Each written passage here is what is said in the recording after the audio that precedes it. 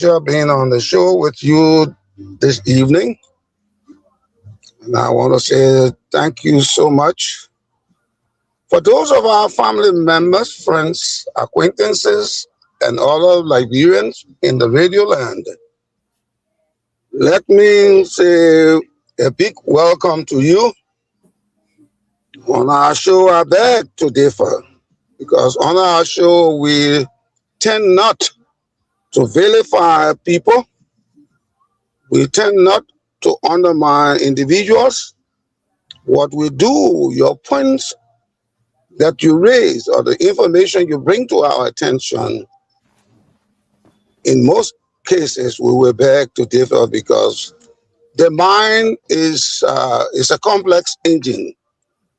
The complexity of the mind gives rise to various opinions, various ideas, various suggestions, etc., and etc.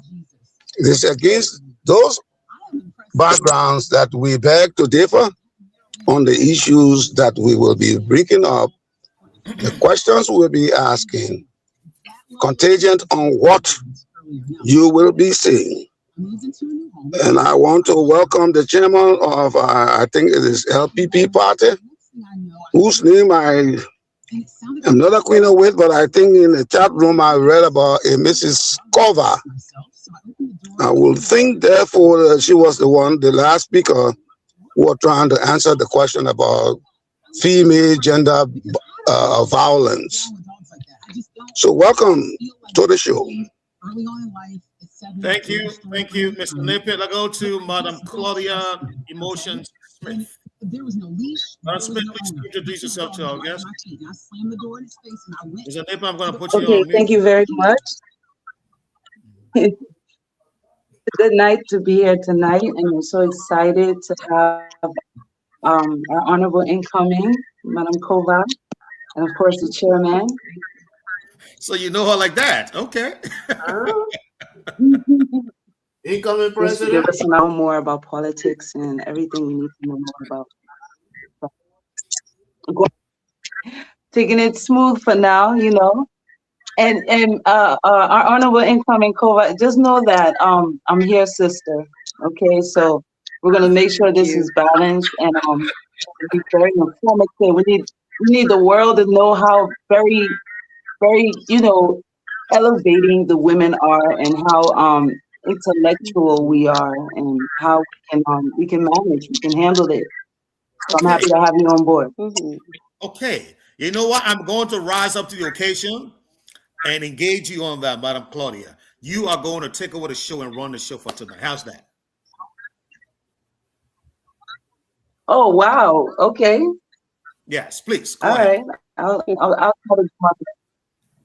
Archie, you think that all right, so yes, I think it is. Because you and I allow me to ask Madam Kova a question. Go ahead, Claudia, go ahead. I put up my hand, don't you and I recognize me? Go ahead. No, you know the God suffrage ever said, so he is right. Let Claudia take over. Yeah. Yeah. All right, so we are excited. We are heading towards something that the entire nation is looking forward to, 2029 elections. And it's an election where we are optimistic. We know it could go any way.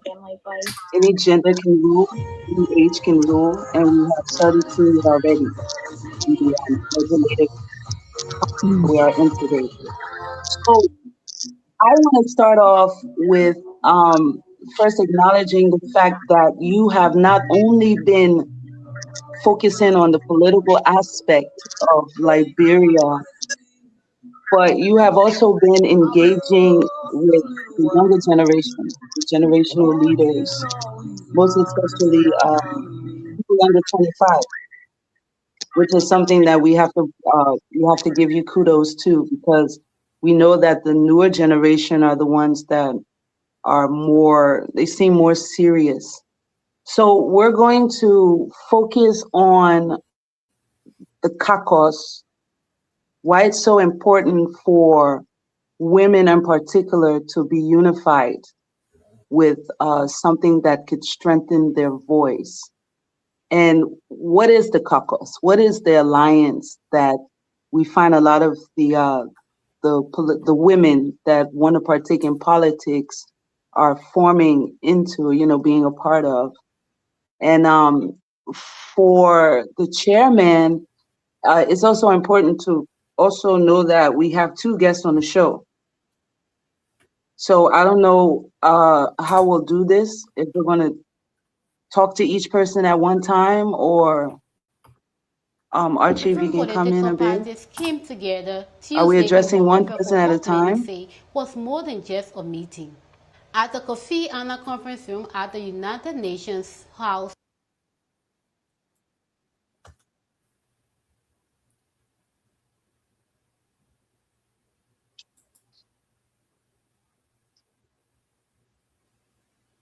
Okay, I see a video up. Should we talk about this video first?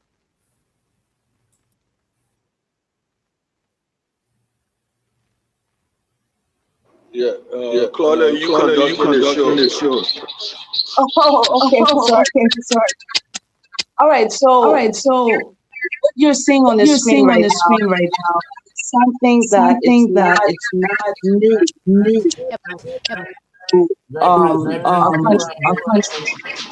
Everybody mute your Claudia, mute your phone.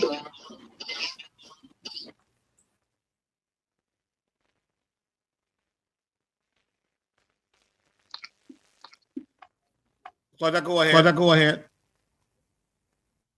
Okay, is the feedback on? Yeah. Okay, so the reason why we invited Madam Kova on the program is because of this recent meeting. We'll call it a meeting because it's something that's very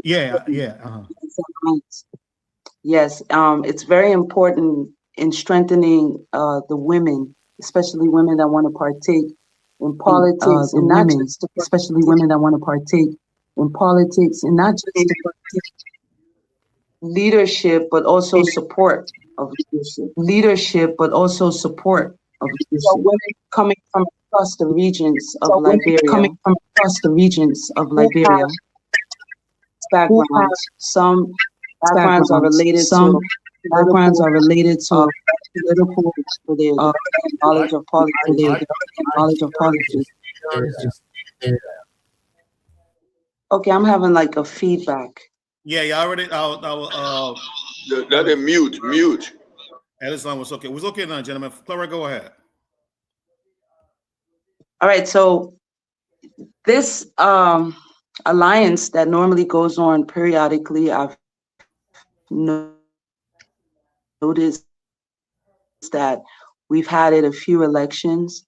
It's highly sponsored. I can remember and in this strengthening package, it not just involves workshops and trying to let everyone know the rights and the wrongs, the pros and the cons, but it's also about financially supporting each individually. Because in politics, it's not just about talking the talk. Sometimes you have to do financial engagements, projects, and things that will create that teamwork and that follower, helping you in your campaign and so forth. Well, I know that Madam Kova has been very fierce for the past, let's say, for as far as I've been knowing her, knowing her engagement, not knowing her directly, personally, we've never met, but I've been following. I've seen some of her group initiatives, getting young people involved. I've sent young people her way, and each individual female has never been turned away, never been let down. Some are successful because of her. And I know that she's well aware and knowledge about what is going on as it relates. So Ms. Laura Kova, we invite you tonight to be able to give us more insight on what we're seeing right now on the screen. We're going to play it so that we can allow our viewers to understand why this program is important, not just for Liberia, but for the women, because women right now are in power, and they are having good reports. And we need that to be more of. We need more of that, especially across counties, not just individual counties like Margibi and Grand Cape Mount, but other counties too should benefit from female leadership. So if we can play a bit of this video, so our audience can understand what About recently. 25 members of the Coalition of Political Parties Women in Liberia gathered to validate the group's revised constitution. Now, on the surface, this may sound like routine paperwork, but organizers say it is much more bigger than that. The meeting was about rebuilding a coalition that was created to unite women across party lines and strengthen their voices in Liberia's politics. According to Sister Aids Liberia, which co-organized the event, the coalition has gone through internal divisions and misunderstandings, weakening its ability to push for women's interests. For more on this, go to frontpageafricaonline.com. That's it, Claudia. All right, so thank you very much. All right, so we know now that there's something brewing in the pot. There is support, but we also know that there has been challenges because the nation has questioned, why is all this support coming towards these female political, engagers, but no good results? We always get a less than 20% result, especially during the electoral process. Some women hardly even get one vote. And I'm hearing that there's a lot of challenges. And this is interesting to note. And I think that Madam Kova could be of, interest and help to get us to better understand what is the challenges so that we can work towards those challenges and making those challenges go away so that we can have a better, stronger 2029 for the women that want to be in power or are already in power and want to remain in power. So I'm going to hand the program now over to Archie, since you're in the first window, to kind of start us off maybe with questions. Let's put the chairman up there. Chairman Zize, your Madam Laura dropped. I think her connection has an issue. So Claudia is asking about women involvement, and I think you listened to the video, right? Did you? Thank you very much for that important question. I visited or participated in series of meetings along with our international partners. At the time, they were insisting that political parties should give 30% seats to the ladies, which is a brilliant idea. But here we go again. We try to separate politics from economics. We cannot separate the two. Most of the people in Liberia are poor, including the women that we want for them to participate.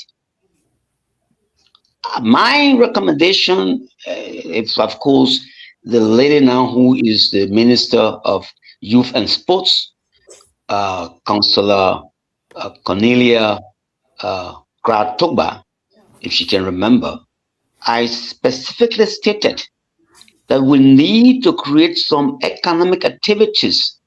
The same way we're saying we can give 30% political space to the ladies, why don't we insist on that as well in the economic arrangement so that at least they can become powerful and be independent?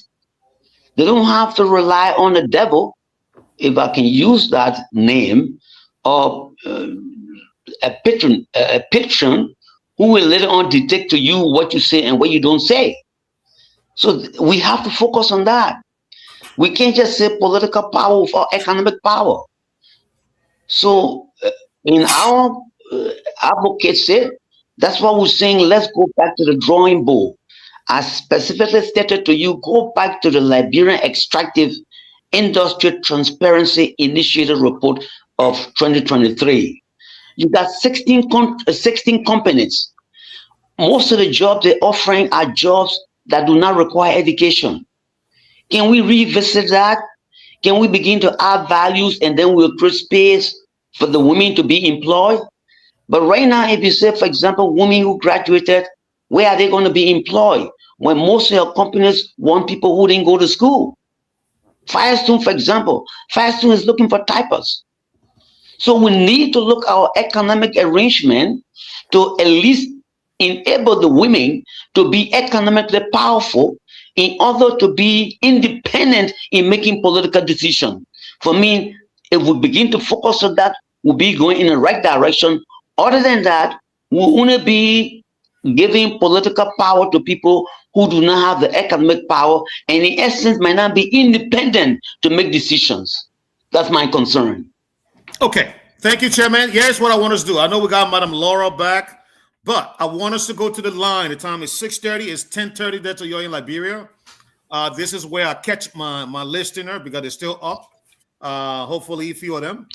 And so we'll go to the line and then get our listeners to participate in the program. We do have the chairman of LPP, Mr. J. Yankwe Zeze, and his Women Wing chair lady, national chair lady, Madam Laura Kova, on the show today. Alex, are you there? Alex, studio. I know you told me you're listening, even though you're not. I know you told me you're listening, even though you're not. Yeah. All right, please take out to the line, sir. All right. All right. At this point, gentlemen, we mute everybody. On the line, and then when the call is done, Different political Okay, so parties folks, came that's it. Yeah, together this is Tuesday really- in Sorry. It was more than just a meeting. At the Kofi Annan conference. I need to pause that video. 0776 105 105 881 143504. 0776 105 105 881 143504. Let's hear from you. The line is open here this evening. 776 105 105. Going to be part of the show. I beg to differ. 0776 105 105 881 143504. And the numbers to put you through here this evening. 776 105 105 881 143504. And let's hear you. 0776 105 105 881 143504. We pick up this first caller here this evening. Hello. Yeah, Mr. Wulu. Good evening. Are we live? Good evening to our professors. Welcome into the evening class, the first day of the week. And good evening to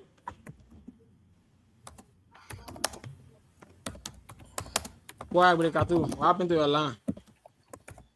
am I live? You are live. Go ahead, Chief. Our professors getting us? They're getting you clear. Okay, thank you. I said good evening to all of our professors. Welcome into the evening class and good evening to our studio guest. To our guest, my name is retired captain Emmanuel Esdo. All I know as Belipatu. You don't force my compare to do the right thing. And we're pulling this evening from Dreadwood, Nigeria County. Thank you. We have a question on our guest. Carrying and pushing the message of women being empowered into national leadership, be it appointed positions or elected one. But what do you think that if women are opportune to have appointed positions and that are elected ones in numbers, being in majority as compared to their male counterpart, what do you think the difference that they're going to bring on the table as compared to their male counterpart who are in majority? in percentage of our national leadership? What really you think that really can bring to the table that will be different in terms of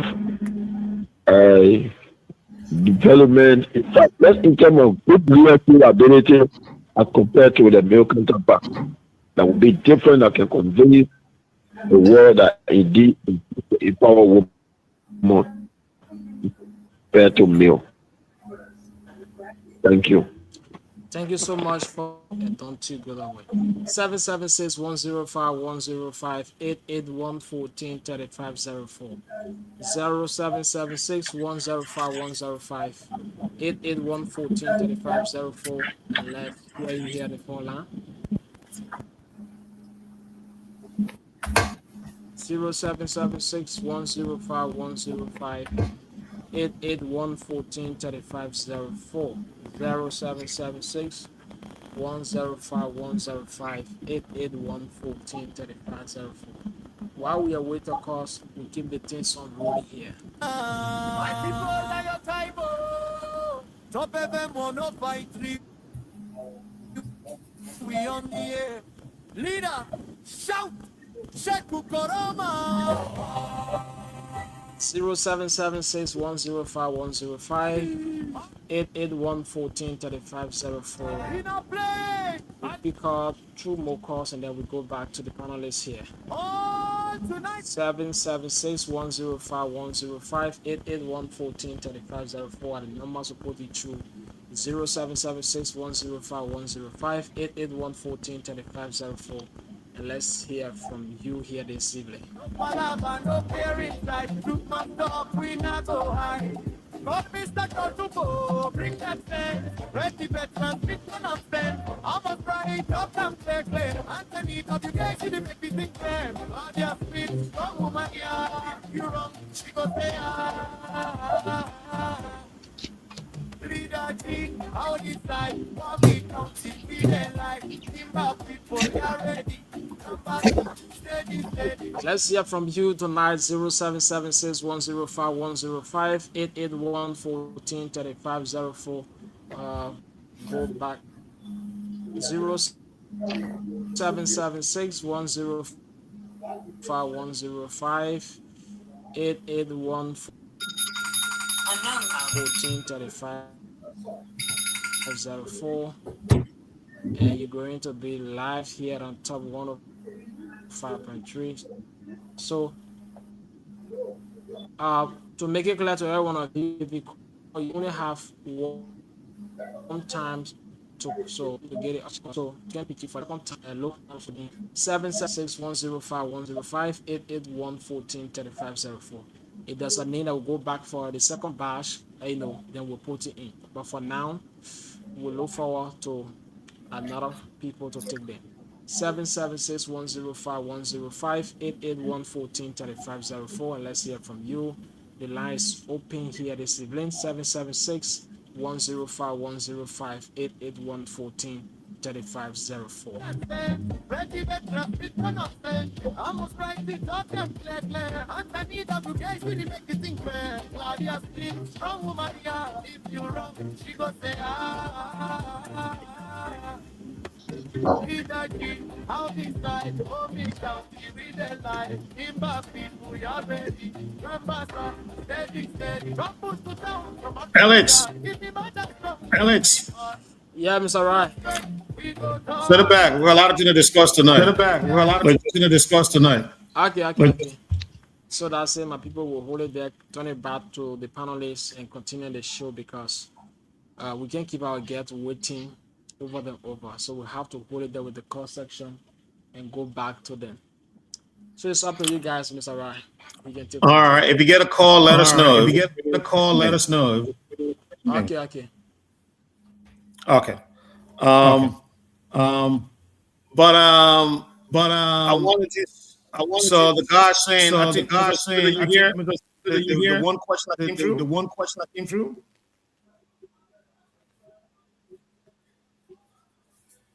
Let Woodrow mute himself. Chairman says it. Yes, sir. Did you hear the question the callers asked? No, No, I didn't. Okay, the question was what difference will women participation bring to the table?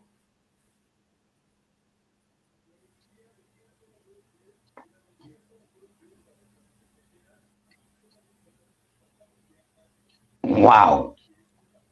We Chairman, can you have hear me? experiences of different personalities in terms of women. Take, for example, the late powerful president of the University of Liberia, Dr. Mary Anthony Brown Sherman. See her activities, and you can say, yes, somebody represented us. Or better yet, look at the current foreign minister, her performance, you know, or go back to with the fault of the former president.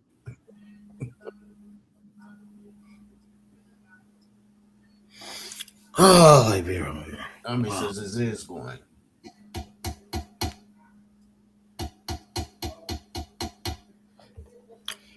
Okay. Mr. Nippy, are you there? Yes, I'm right here. Okay, so all right, so he's back again. You keep going in and out. I'm back.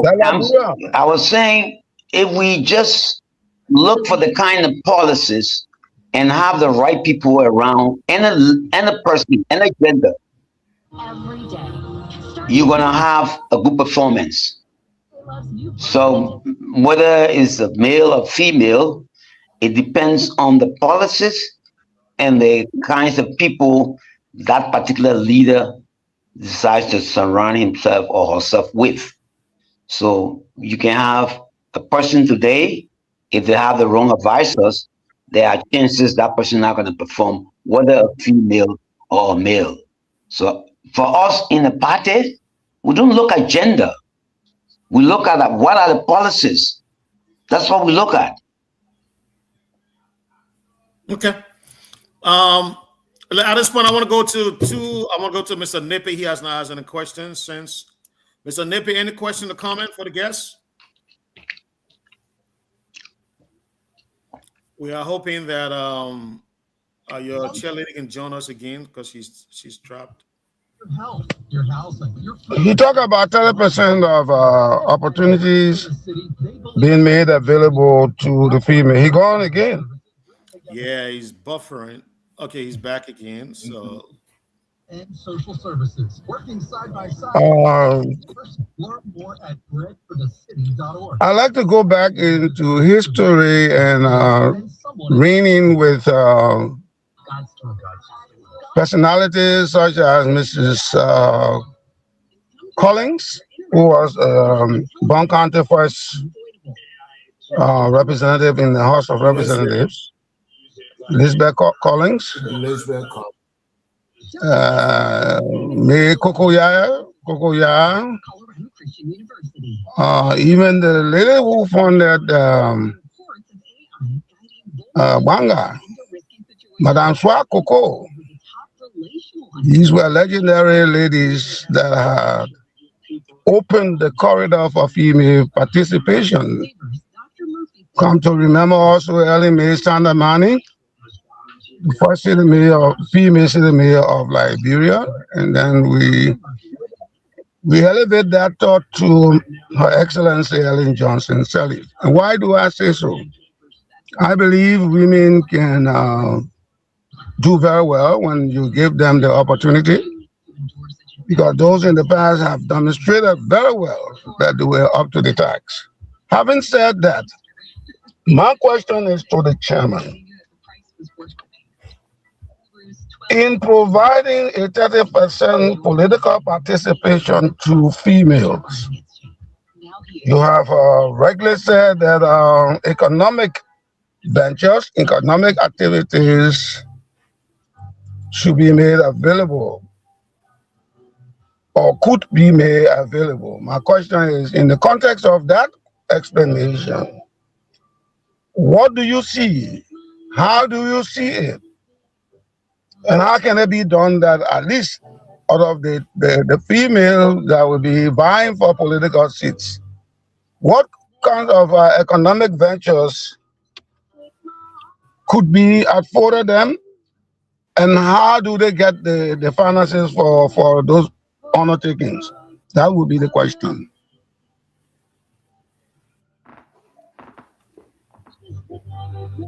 Chairman says it? Well, for our political party, we don't have a. I don't know if he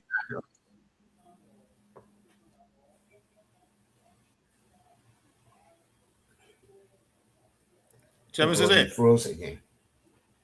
No, he's not. He's moving. Am I to speak? Yes, sir. Go ahead.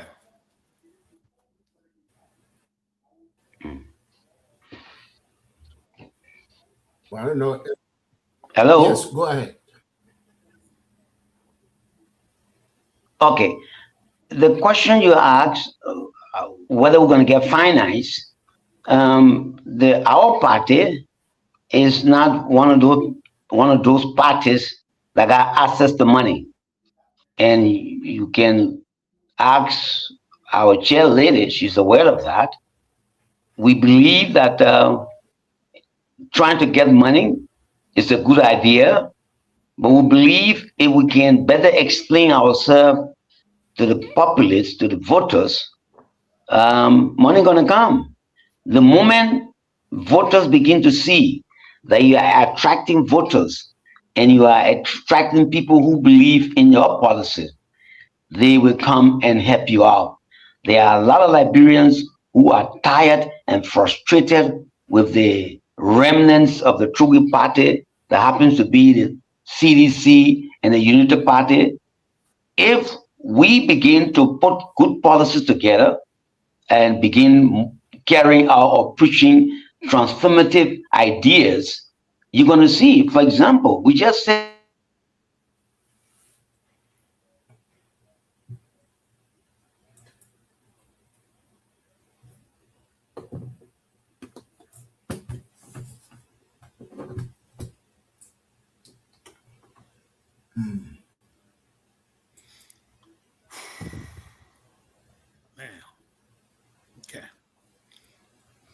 I don't know how we'll get this corrected.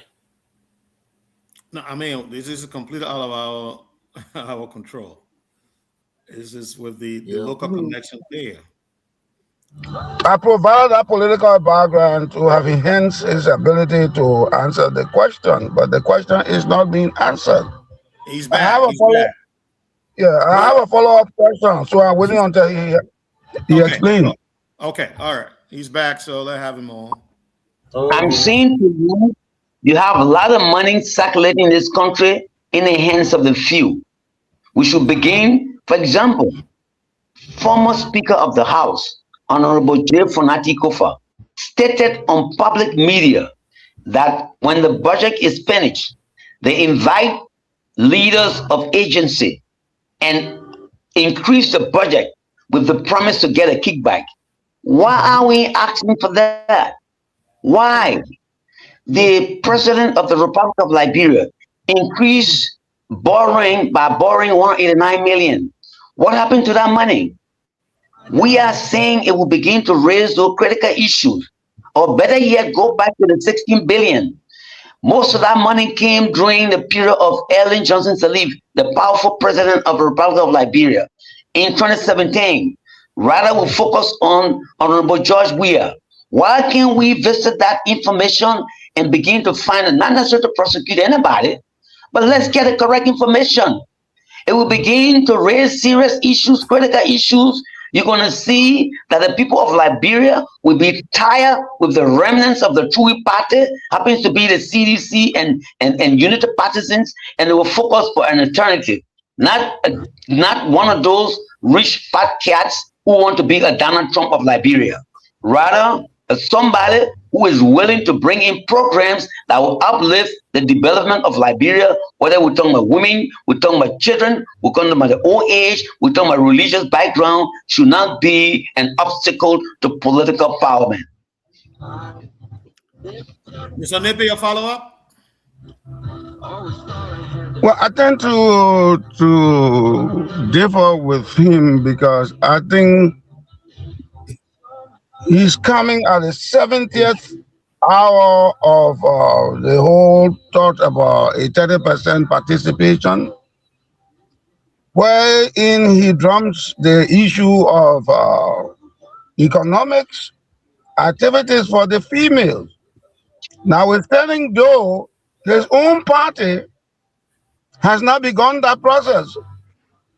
So my question in that direction, instead of taking us back to True Party that went since more than 45 years ago, the remnants thereof, what is his party doing to empower the female economically such that drive them towards the political seats?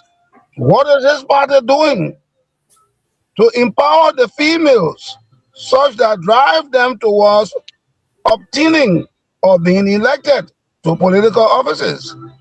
Should at least of the 30% of our 5 million persons will be 10 will be what, 5,000?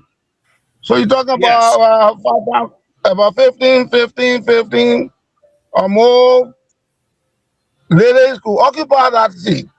I mean those seats. Or 30 persons could go into the House of Representatives, and we divided 15 in the upper house and 15 in the lower house. What is he doing? What charge? What programs? Because he talks about policy, and we all know about policy. We all know about policy. Policy only drives. Policy is the directional, it's a bearing that you take to accomplishing certain goals and objectives. Policy has do and done. What are you doing in your own party that will drive, that will enhance the economic viability of those females, making them to be prepared this 70th hour, 3 years to 2029, that they can be enhanced, properly enhanced and equipped with the requisite financial capacity that lands them into those seats? That would be the question. Again, like I said, our party does not go to the devil, whether that Metal Steel, Firestone, Beer Mountain, or the rich fat cats in Monrovia with bags in our hands begging for money. We are saying to you, if we can begin to engage the citizens, the communities of the rural towns, and we begin to work together, whether it's a cassava farm we're going to build, whether it's sugarcane farm we're going to build, or whether we'll make up cooperatives to see how we can carry out some work, there where we are. We don't have bags in our hands looking for money, like the fat cats are looking for money, buying votes, building bridges overnight. We are of the opinion that if we can galvanize the people to understand why we are where we are, how come Firestone since 1926 did not build high school in Firestone? How come the government of Liberia is not building schools? Even though the Unity Party told us they built 300 schools in a 12 years, we don't see the schools. I'm saying to you, we need to educate the people, not just giving them money to win and later on to be controlled or dictated to by people who give them the money. We don't want to go that route. That route is easier. It's very easy to collect money from a rich man and go win a political power. You're not going to be independent. We don't buy that idea. So if somebody thinks that we're going to go out there with hats in our hand begging for money, that's not the way we're going to go, sir. Well, thank you. Let me just interject. 1 minute, 1 second, Mr. Wright. Just on 1 minute. This interjection has to do with a little clarification. Even though I am more than annoyed with Firestone having come to Liberia in 1927, paying nothing for 1,000 acres of land, and even at that rate, they are not paying our people very, very, very handsomely. I decry that, and I think it's a travesty of human value. But I want to differ with you on the point.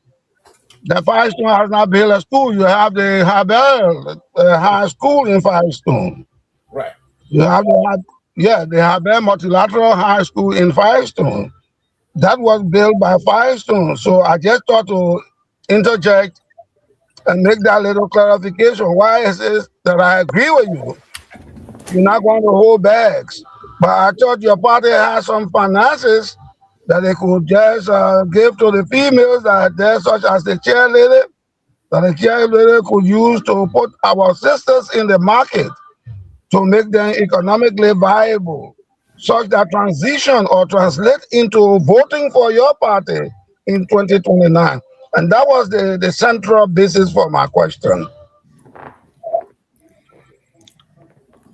Thank you. Chairman, you want to respond quickly Well, before if I give the impression that there's no high school, high school came to Firestone 2006. From 1926 until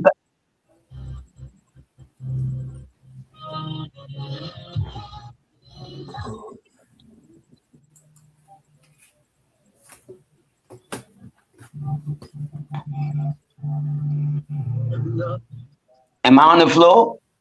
You are, Chairman, please. Go ahead. Oh, gosh.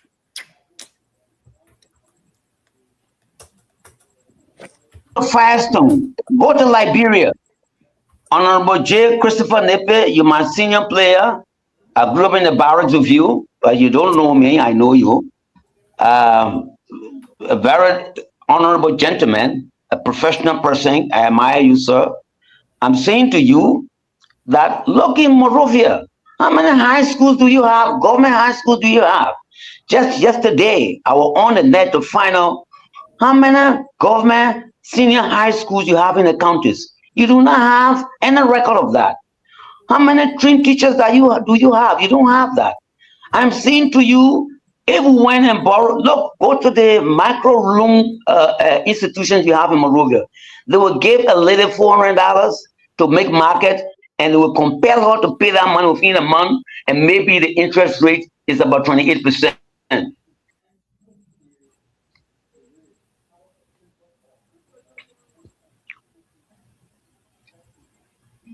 You're done, Chairman?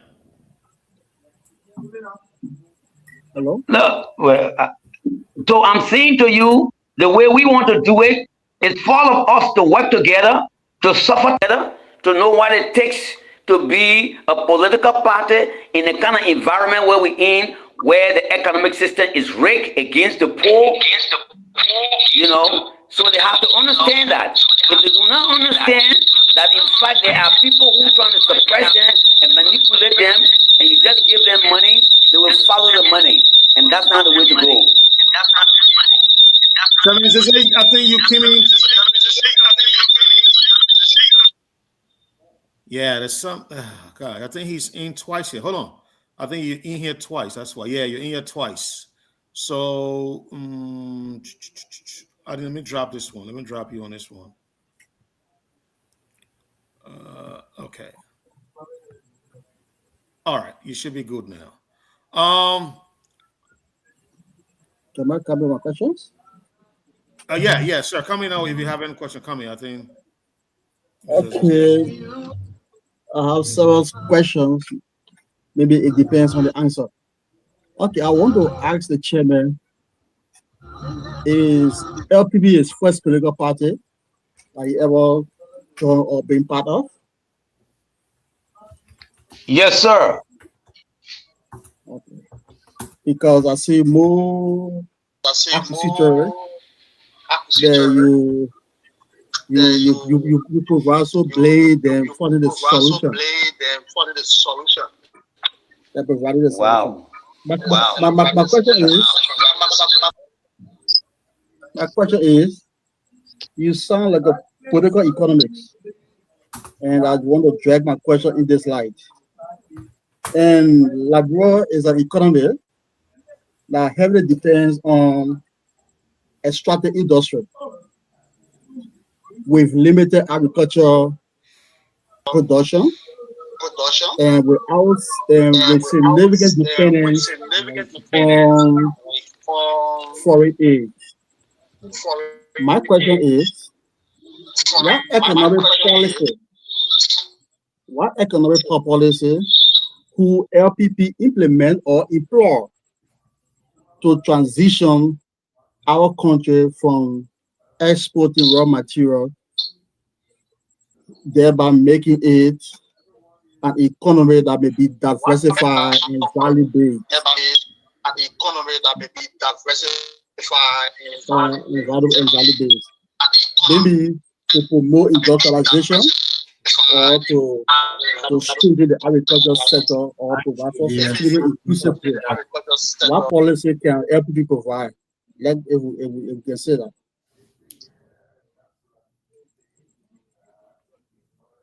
You get me? For some reason, he keep coming in double. I don't know. He's probably pressing something on his device. Yeah, but I sure he got your question because he was okay. Hopefully he comes back. Okay, he's back. But wait, Madam Laura, she's not even trying to come back. She's going for the night. Well, let me quickly tell the gentleman, I am not an economist. By profession, I'm a CPA, New York State. I became a bookkeeper from Tottenham High, LU, what have you. But the LPP is saying the best way to do it, let's forget about iron ore, for example, because it calls for intensive capital investment. But why not use agriculture? Which is, it might not call for a lot of money if we went to that area, whether we assisting the youth, the women. Why don't we start there? Let's form 4 cooperatives, whether it's cassava, whether it's yam, whether it's breeding meat, whether it's fish, whether it's weaving clothes, whatever have we, form 4 cooperatives. The first layer of cooperative should be the producer. The second layer of cooperative should be the one that will do the cleaning, if it is rice, for example, or if it is fish. The third layer of cooperation would be transportation. The fourth layer of cooperation would be marketing. If you had those 4 layers of cooperatives, and of course, making sure that people who are in the managerial level area are giving their assets or giving assets as bonds, so that if anything goes wrong, the cooperatives got something to hold on. If you have that kind of measures put into place, you will discourage corruption that hinder the cooperatives in the 70s. And if you did that, you're going to create a lot of economic activities, and you're going to have a lot of people employed, whether it's the youth, whether it's the women, because you're not going to have the hindrance that is affecting many of the activities, especially if it comes to rice production. There's a study out there that clearly states the reason why most people in the rural towns find it difficult to produce rice. It is because the demand is not there in terms of not that the demand, the ability to produce is limited. If you produce rice in Lofa, for example, you do not have people in Lofa who want to buy rice because everybody's in Lofa is producing. You have to sell that rice in Monrovia, but you got to transport that rice to Monrovia. And the roads are bad. Even if the roads are good, it's going to be a transportation cost. Whereas if you have 4 cooperatives, the different cooperatives will take the responsibility to carry out those performances.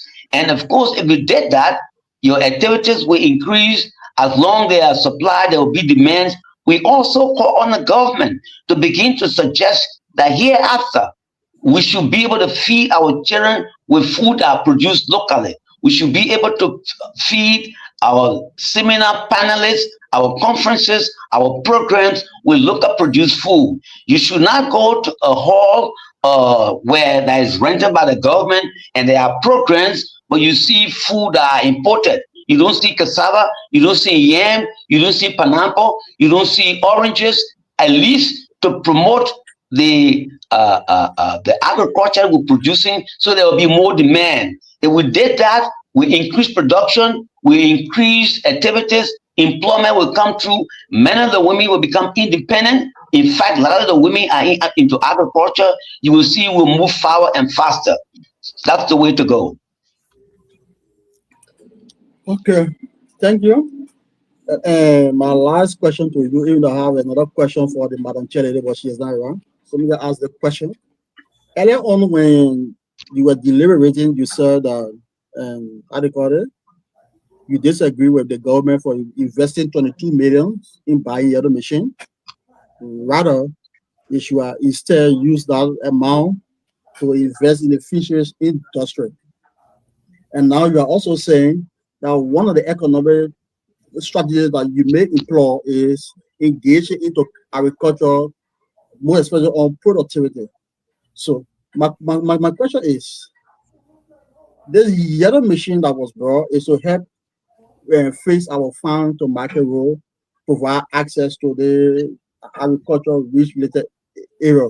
So I'm not saying that the other way is like it appear like you tend to discredit government effort in the agricultural sector other than only the fishery, because fishery is just a special sector on agriculture. When you talk about production of maybe we could say cash crop and whatever it is, meaning that you are undermining government effort and you are discrediting government for investing into the yellow machine that may help our agricultural areas in the interior areas, the area, that those farmers will be able to transport their crops into the market at the time. So it is not a contradiction from you, sir. No, sir.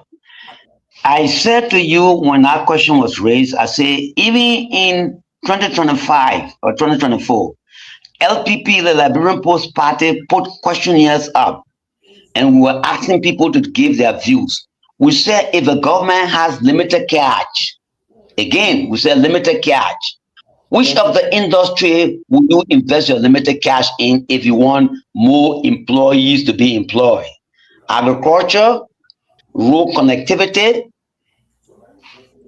and or electricity. Many of the people chose agriculture. Some people chose road connectivity. The government has not provided us any study how many jobs will be provided if they employ the yellow machine.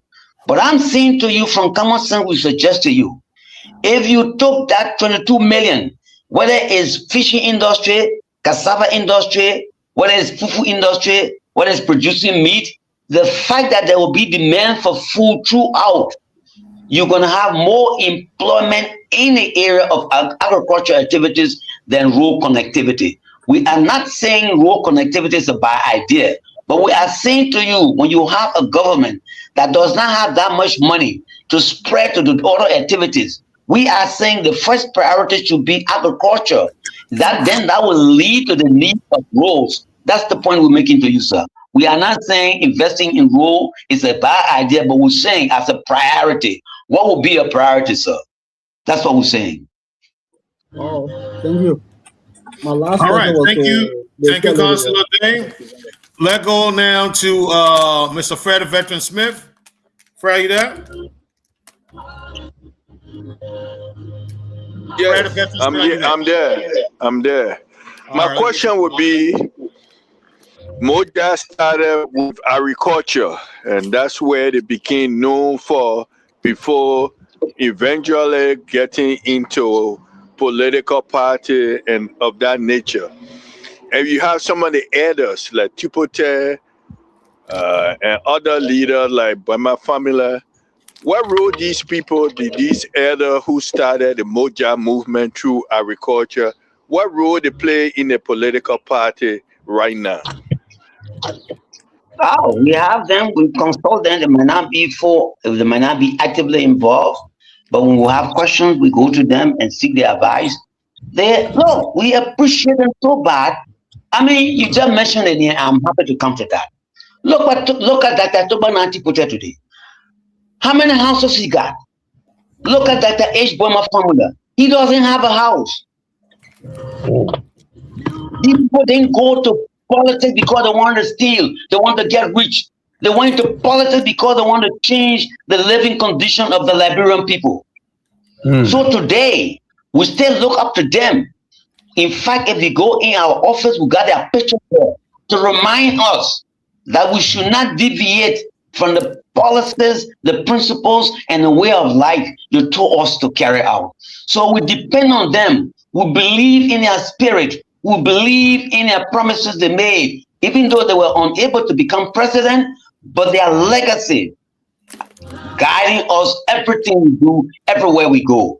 Today, if you see on social media, you will see that the Tokpa Nandi Potel with Kiawon Gonglo together with a broom, and the message they're preaching that please be careful. April month is a very dangerous month for Liberia, and we should be careful. Nobody should undertake anything to disrupt or at least create any chaos.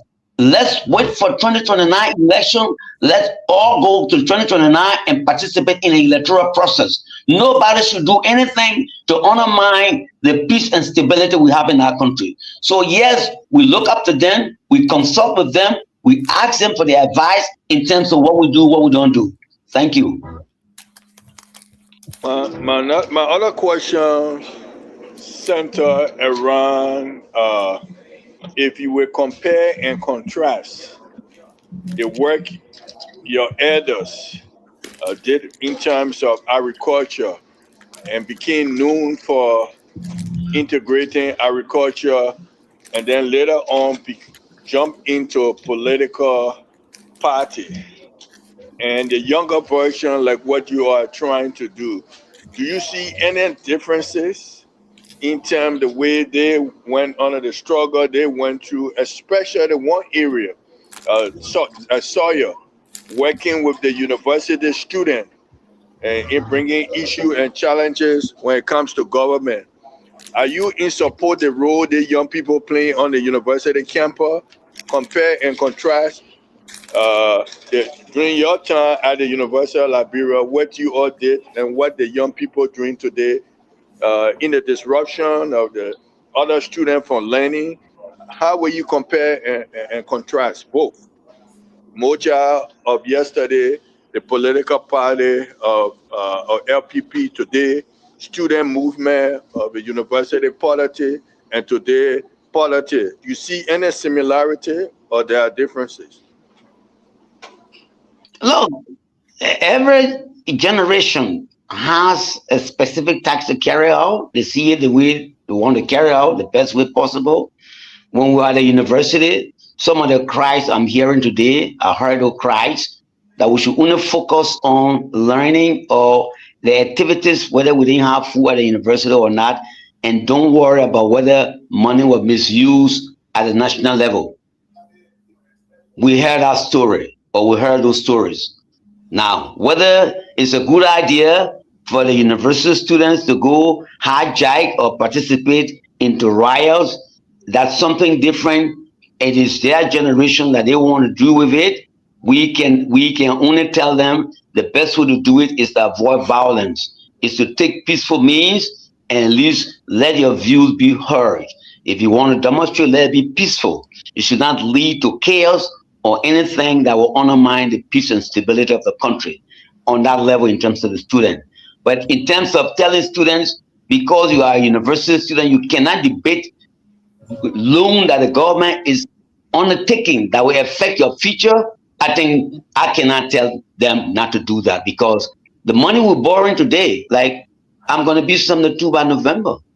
I'm not working, I'm not going to work, but pretty soon I will be irrelevant.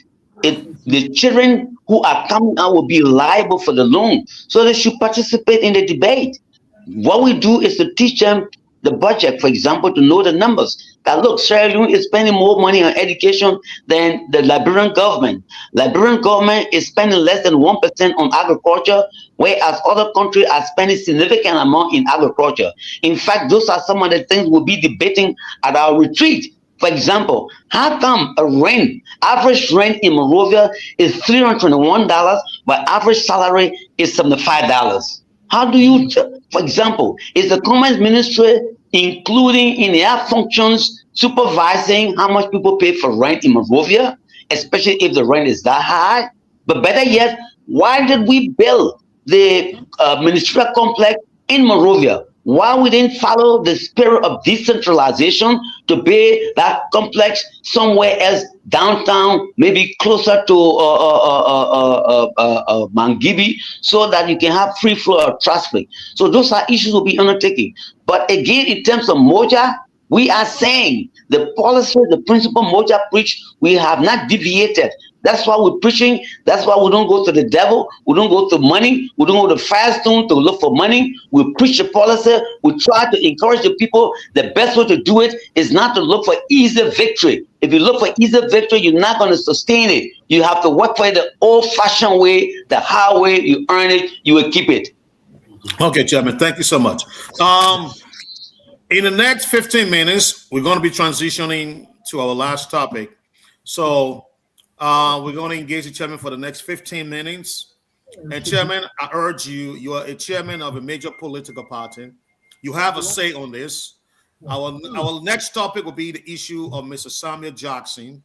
Where do we go from here now? He's asked out of the prison. And, yeah, so that will be our next discussion. But Claudia, I go to you. Any question for the chairman? Okay, so I pretty much have gathered that the entire plan and framework to engage women in politics is pretty much about educating them and just keeping them on course as it relates to the whole percent of politics. But one of the things that I took notice of is the engagement of Madame Kova.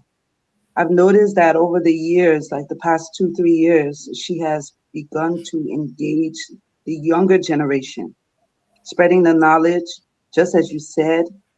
And I want to know, I really wanted her on the show because I wanted to know, how do you get funding when it comes to engaging, women in politics, workshops, and so on and so forth? Quickly, she's not here, but I can tell you she's an excellent person, and I'm happy she's representing our party.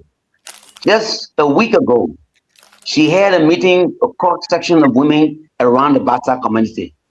She brought in a good number of them. She had scheduled similar meeting, but mistakenly, they scheduled on the past Friday, which was a religious day. They're going to have a one. There's an experiment that ran on a ticket, Maserado County District number 1, that is undertaking a cassava farm mainly by women. She's planning to go there to talk to them to see how she can encourage them to do more so they can be independent. She's hardworking. She's there. She has put her heart and her soul into the idea of educating people to see where we want to go. I admire her. I like her. Her work is outstanding. And I'm happy that you guys invited her so she can talk more about what she's doing. I'm sorry she was unable to finish the show, but she's a great lady, an excellent one. We admire her. So how much are you putting into her? I mean, you talk highly of her, so that means that I know you're definitely going to push her for this coming 2029. So how far? In fact, as we speak, she's the chairleader for the retreat. We're going to have a retreat in Bond County. We select her to be the chairleader. She's the chair. So she's now in touch with the local leaders of the 15 counties. We make sure on each of the delegates that are coming, you should have equal, not equal, but at least significant representation of the women that are coming to the conference. She's doing that. We made sure we have identified sleeping places for them to the extent that we made sure that the interest of the gender is well separated and well served. So she's the chairleader now, not only for the women, but for the retreat that we'll be having in Banga May 2nd. So we are pushing her.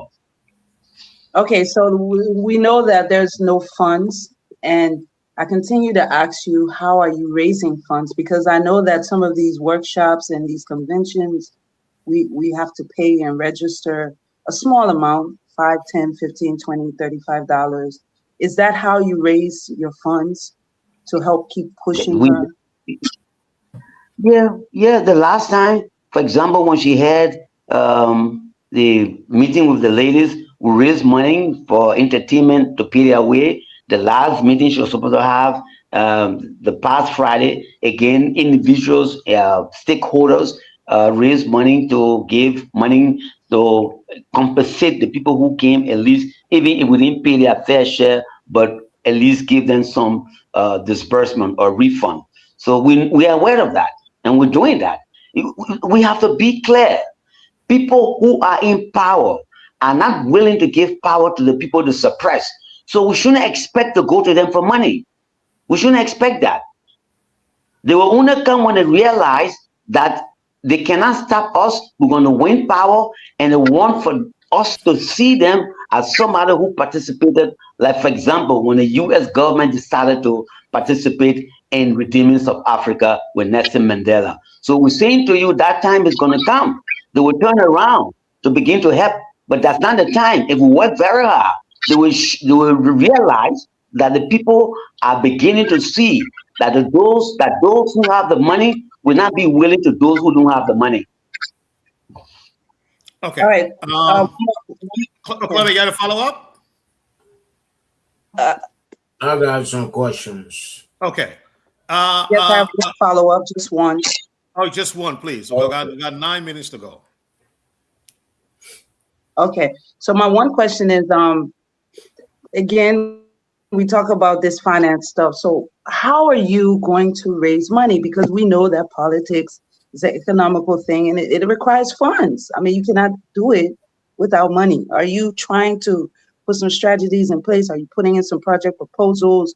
Are you trying? Are you even trying? We are trying. I'll give you a typical example.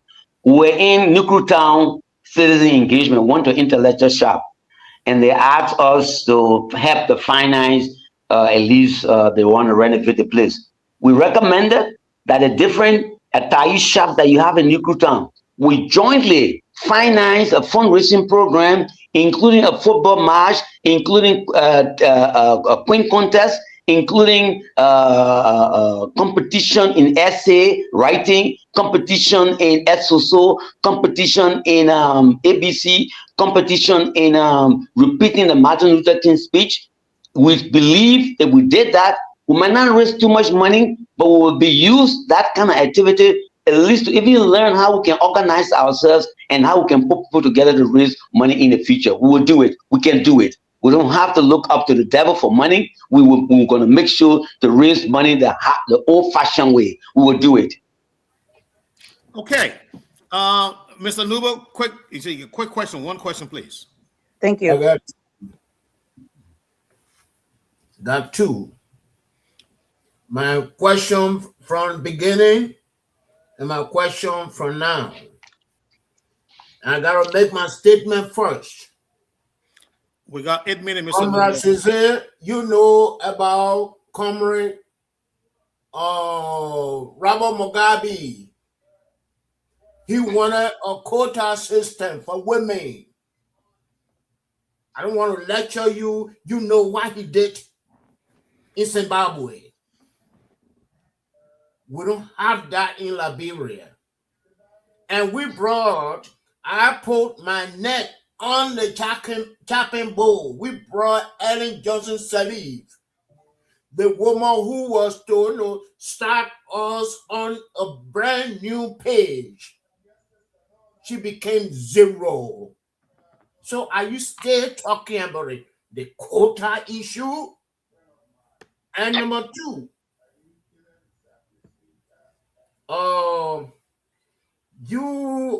you are not following the footsteps of Tipoter or Amos Sawyer. You got all these financial brains, but you are not at the University of Liberia to mold the minds of our young people. How will these people follow you? How will they come to LPP? So those are my two questions. Thank you, sir. Let me start from the first question. You and I went through that debate for a couple of times now. I told you you have to consider yourself. I'm living all the way close to shuffling. If I'm to teach at Fendel, You talking about 2 hours one way. And most time, if you're teaching in the evening, you're talking about coming home around 10, 11 o'clock. I retired. I worked all my life. I retired from services from government, wherever, in 2016.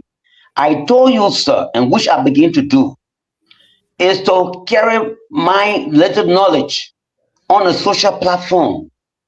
Today or yesterday, I posted for you the whole issue of the 16 billion that we said it was CDC that should be responsible. No, sir. It should be Madam Ellen Johnson Sirleaf, because most of the money came during her period. Better yet, I've told the university student, and we're going to discuss it, why do we borrow $25 million US to map up what? We had already new notes in 2017, close to 15 billion. Why do we borrow 25 million to map up the old notes when we had a lot of new notes on the market anyway? So for me, my teaching is not the conventional style teaching to go in the classroom. It's to share my ideas on social media, and I engage people who participate. That's what I'm doing, sir. I've also gone to tell you that out of your 16 companies that you have within the report, all 16 of them are only employing people who didn't go to school. That's more important for me than being in the classroom, because we are saying the only who can move forward is to have employers that will be asking for people who have college degree or who have specialized areas. We cannot have that if we are not adding values. So in order, and it's important to note that if most of your employees are only slave wage workers, they are not going to contribute a lot to the pension plan. That's a lesson that people don't learn, but I'm telling you, it's important. If you have most of your employees that only wage is minimum, meaning their contribution to the social fund is going to be minimal, meaning your social program is going to go bankrupt sooner or later. We have also gone to the extent to insist that all the state-owned entities should publish their financial statements, publish, I didn't say file, so that people can understand their activities, whether it's LEC, whether it's National Port Authority, whether it's LPRC, whether it's NASCO. We wrote letters to the Ministry of Justice. We wrote letter to the Freedom Information Commission. They have not. For me, those are issues I think those who know accounting, they can follow it. So I don't have to do that. Now, you're talking about a quota. It is not LPP or it's not Moja that is trying to follow the footsteps of the late Robert Mugabe. May his soul rest in peace. I'm saying to you, it is the international community that is insisting that 30% should be allocated. You're correct that Ellen promised us she did not deliver, but we cannot use her failure alone to judge other women. We have other women who perform excellently. For example, I name you the powerful lady of the University of Liberia. May her soul rest in peace. Dr. Mary Anthony Brown Sherman. So no, we're not following a quota system. It is the international institution that is insisting on that. And I told them, if you want to suggest that, then the quota should also be applied to economics. I said that earlier, sir. Okay. Thank you. Thank you, Mr. Chairman. Let me say my own before we transition. In the last Can you have one question? No, Mr. Smith, I want to say my own transition, please. Everybody not talking. Well, you can ask it for me. It's so relevant. No, please. I beg you, sir. I've been quietly allowing you to ask. Let me say my own. I beg you. Okay. Mr. Mute himself now. Yeah, he's muted. Chairman, thank you. You have taken us into the psychology of the LPP, and you are giving us the future ideology, how you guys are going to mold your strategy, to be able to get state power. What I want to say, Mr. Chairman, we have heard this music before, and we know how it ended. Anybody, I'm sure everybody on the platform know a party called New Deal. Everyone here knows the party called New Deal. N-E-W-D-E-A-L. New Deal. Well, I think whatever Mr. George, some George. I forget. George, yeah, borrow from here. The name was borrow from the U.S. Okay. Yeah, exactly. Thank you. We need deal. Yes, there you go. Thank you, Mr. Dubo. We need deal. Yes. Taking George Smith Kia. Yeah, George Smith Kia. Thank you. I think it's Professor George Smith Kia. Yeah. Yes. Clay. Okay. Clay. Thank you guys so much. And he had the same approach that you are using, Mr. Chairman. That we are so unique. We are not going to merge with no party. I mean, our relatives that were there. I questioned them a lot. I said, you guys think this is a winning strategy? And then they believe in the hearts of hearts that the strategy was a winning strategy, that they had the best platform to win. But today, New Deal is like every other political party in the bucket with the True Party, the NDPL, and you go ahead and name them, So, and Claudia asked a very profound question. I know you said your politics is not contemporary, and I can understand that. At least you answer my question because we're going to bring that up, but you answer that.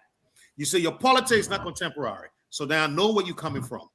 But, Chairman, we need to elevate. We need to transpose you.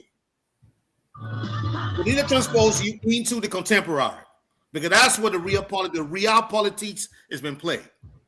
And to be frank, Honorable Chairman, you're not going to win state power with that approach. No. You need to get out there and find the money. The money is not going to come from students reciting poem. Student reciting what's the name? Martin Luther King. No money going to come from that, Mr. Chairman. It's not going to happen. No. So I urge you. You got a lot of great luminaries in your party. You'll need to rethink their approach. If you need to get people here in the diaspora to raise you some money, do that. But the current approach is not going to win you state power. That's just a reality. I want to thank you for coming. I'll give you the chance to state your last comment on this segment, and then I will urge you to please stay while we talk about Sam Jackson for the last 14 minutes, please. But I give you your closing comment. That debate. No. You are not alone. You guys already asked a question. I beg you. Stop. Go ahead, Chairman. That debate, you are not alone. There are people within our party who believe that we should look for the money.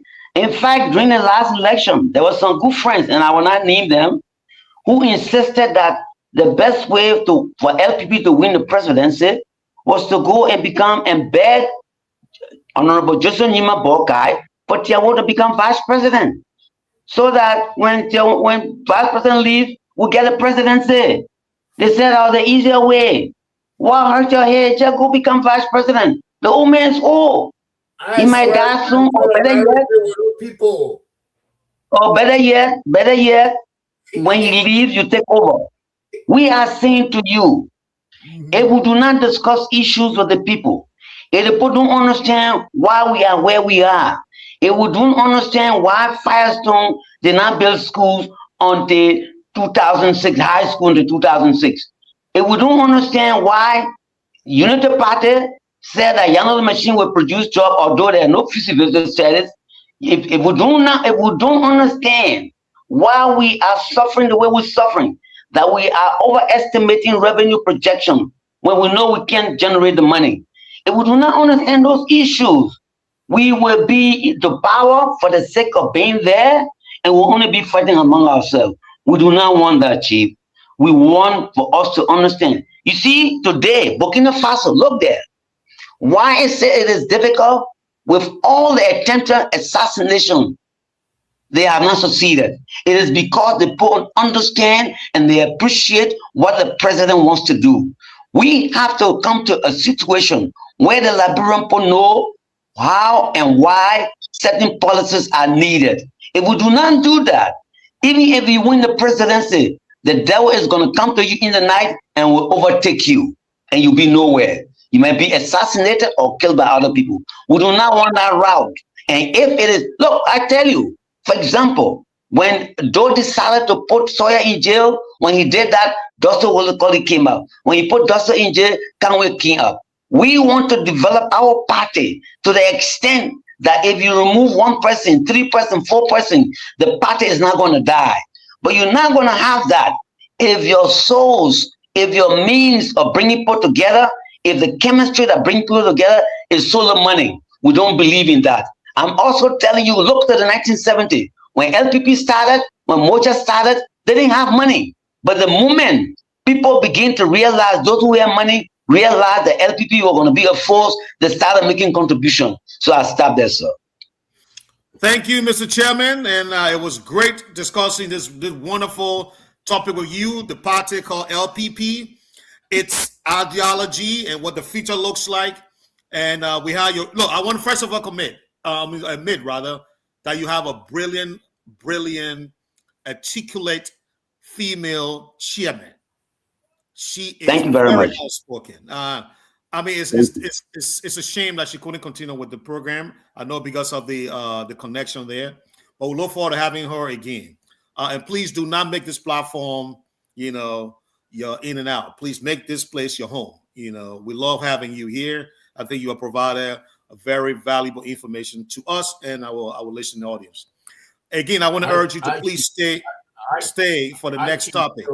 This is Samuel Jackson, and we're going to be very brief about it. Before you end, I want us to get a commitment from Chairman Zeze that next week he will appear here and we asking questions about Finance Ministry and the Reacquisition Committee on our Western. So, Mr. Zeze, did you hear that? I will look at my schedule and communicate with my good friend. Okay, great. We are preparing to go for a retreat. So right now we tied up preparing ourselves. I've told you that I'm ready to answer any question, but if the time permits me, I'll be there. That's good. We'll definitely stay in contact, Mr. Nova. We will. So let me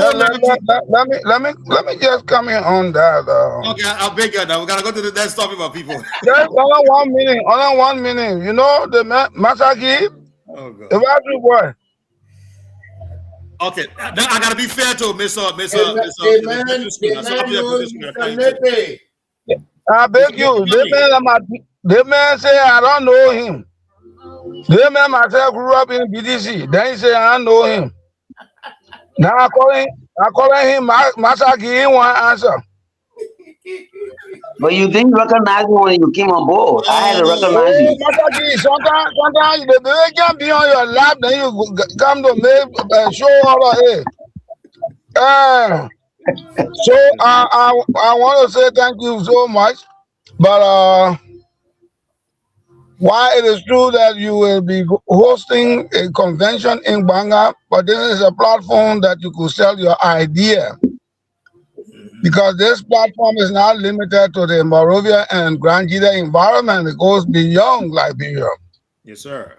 And in your preparatory stage, you could use this platform adequately and even beyond that period to sell. You see, you are the chairman. You are the chief salesman of your party, LPP.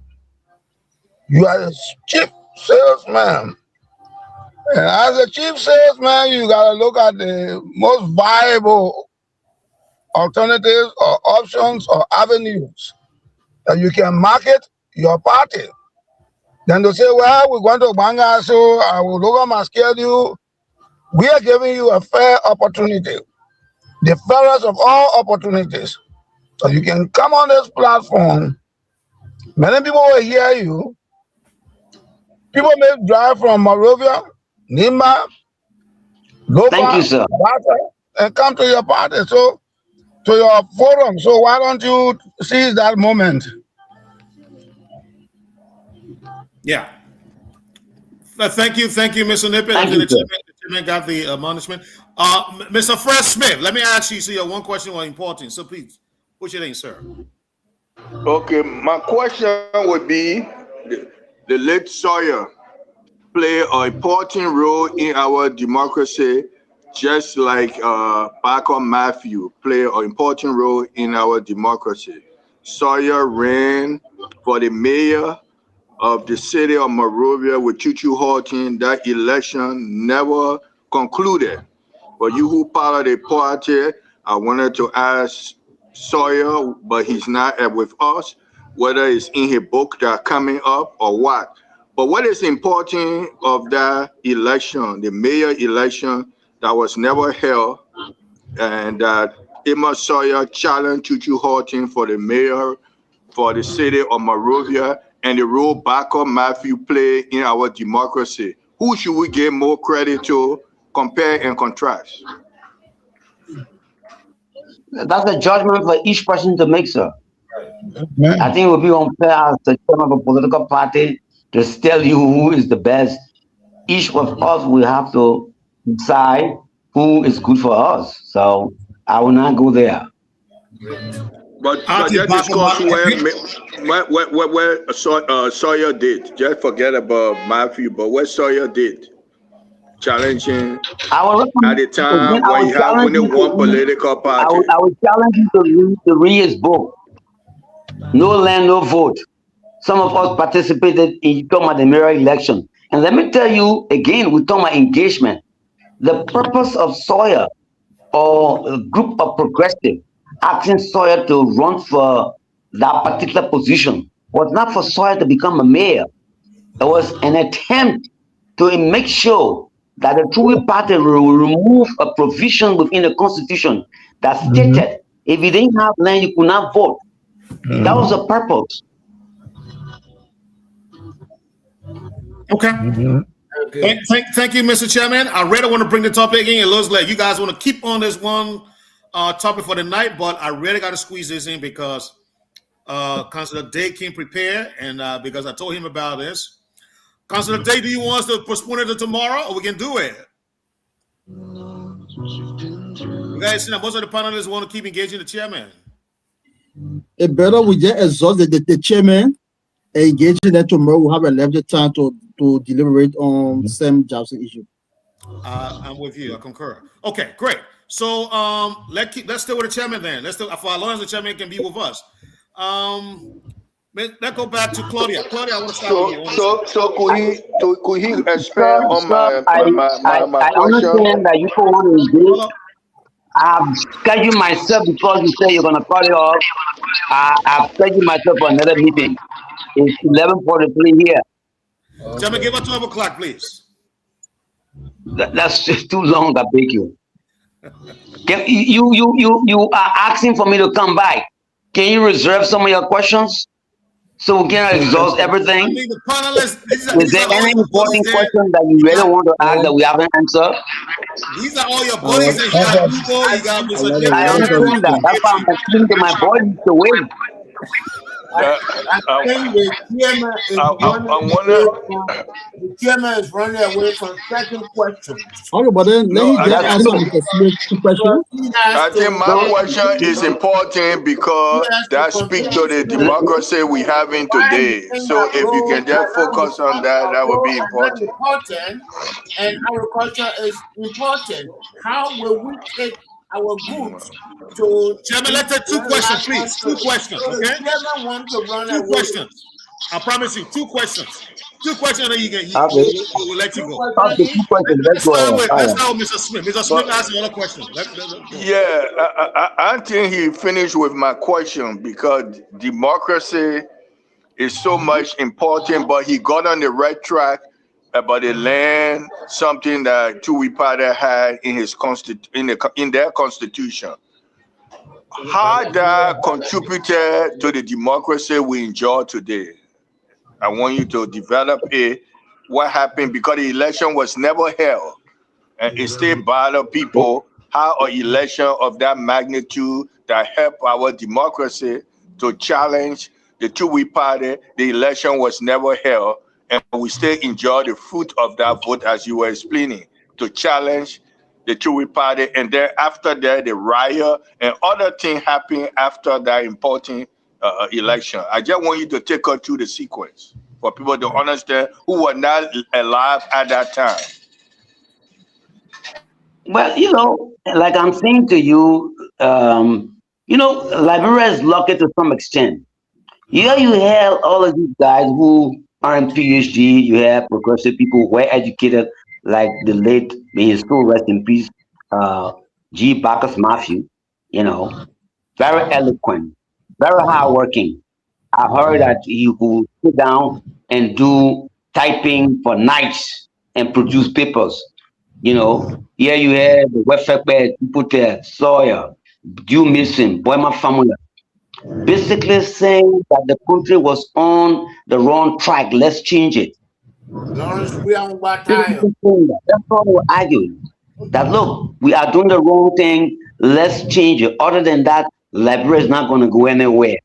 Then, of course, the rest riot came about. And basically, Bacchus Matthew was saying, if the price is going to go up, it's going to be expensive. So we are rejecting the price. And efforts to have a demonstration was misunderstood by the current government. And you don't have to go far. Listen to the June 17 report by Brunel, the report that President William R. Toba asked for. The conclusion of that report was that the government was wrong, was on the wrong side. So in the report, it said you can go there and read it. They didn't say the progressives were wrong. They said the government, in fact, I remember Sawyer explained, he was telling us that he advised Toba that let the people demonstrate, give them a ban, let them march in the street. But they didn't pay attention to that. They listened to people who were more interested in showing how strong Toba was. And of course, you saw what happened. Hundreds of people died. Our own street. I slept at the party headquarters that night.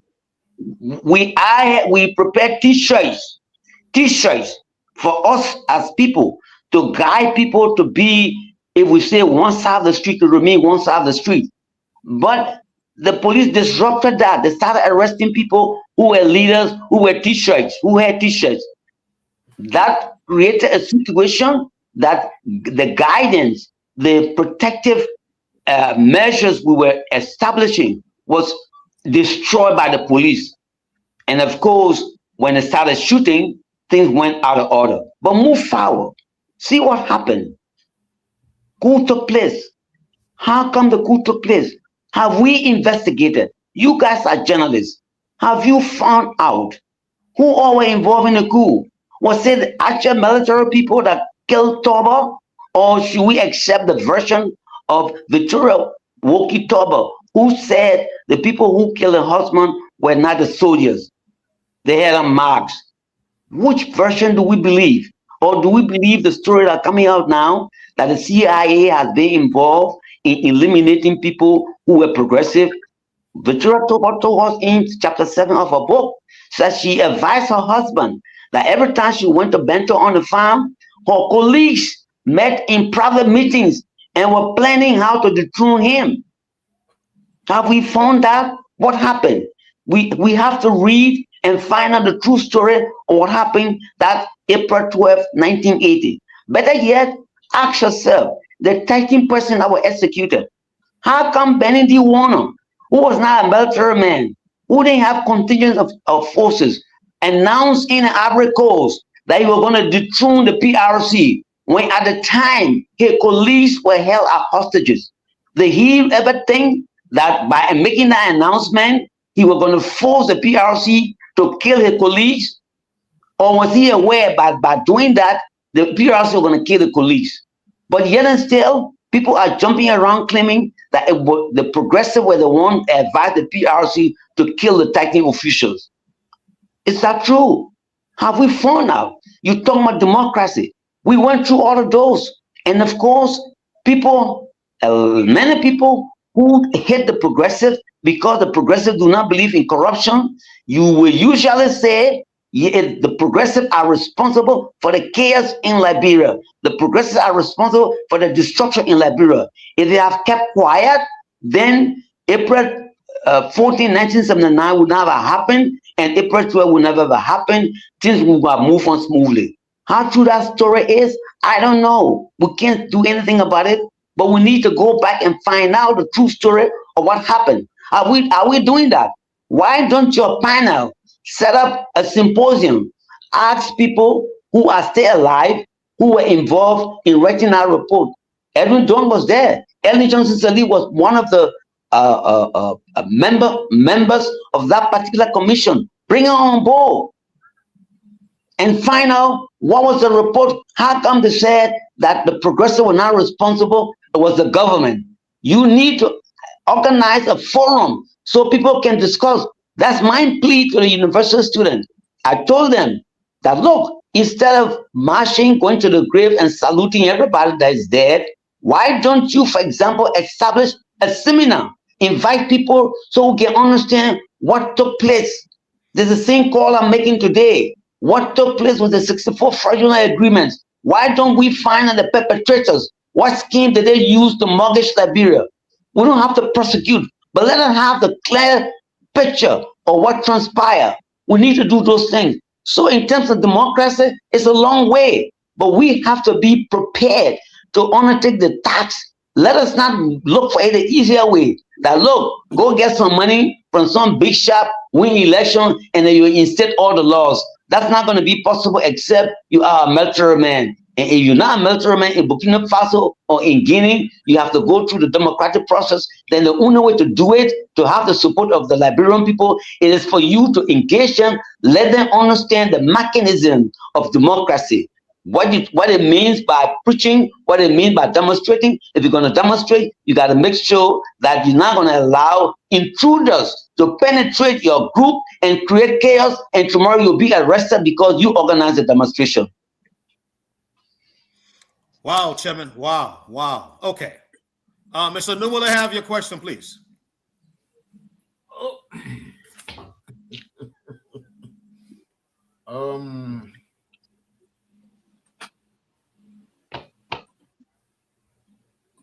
Okay, my question that I want to squeeze in is that he said, maybe I need to correct the university thing too. Or maybe if we want to keep it for another time, I'll go to my question. I mean, Mr. Chairman can find time to go to the university and recruit partisans and teach through his class.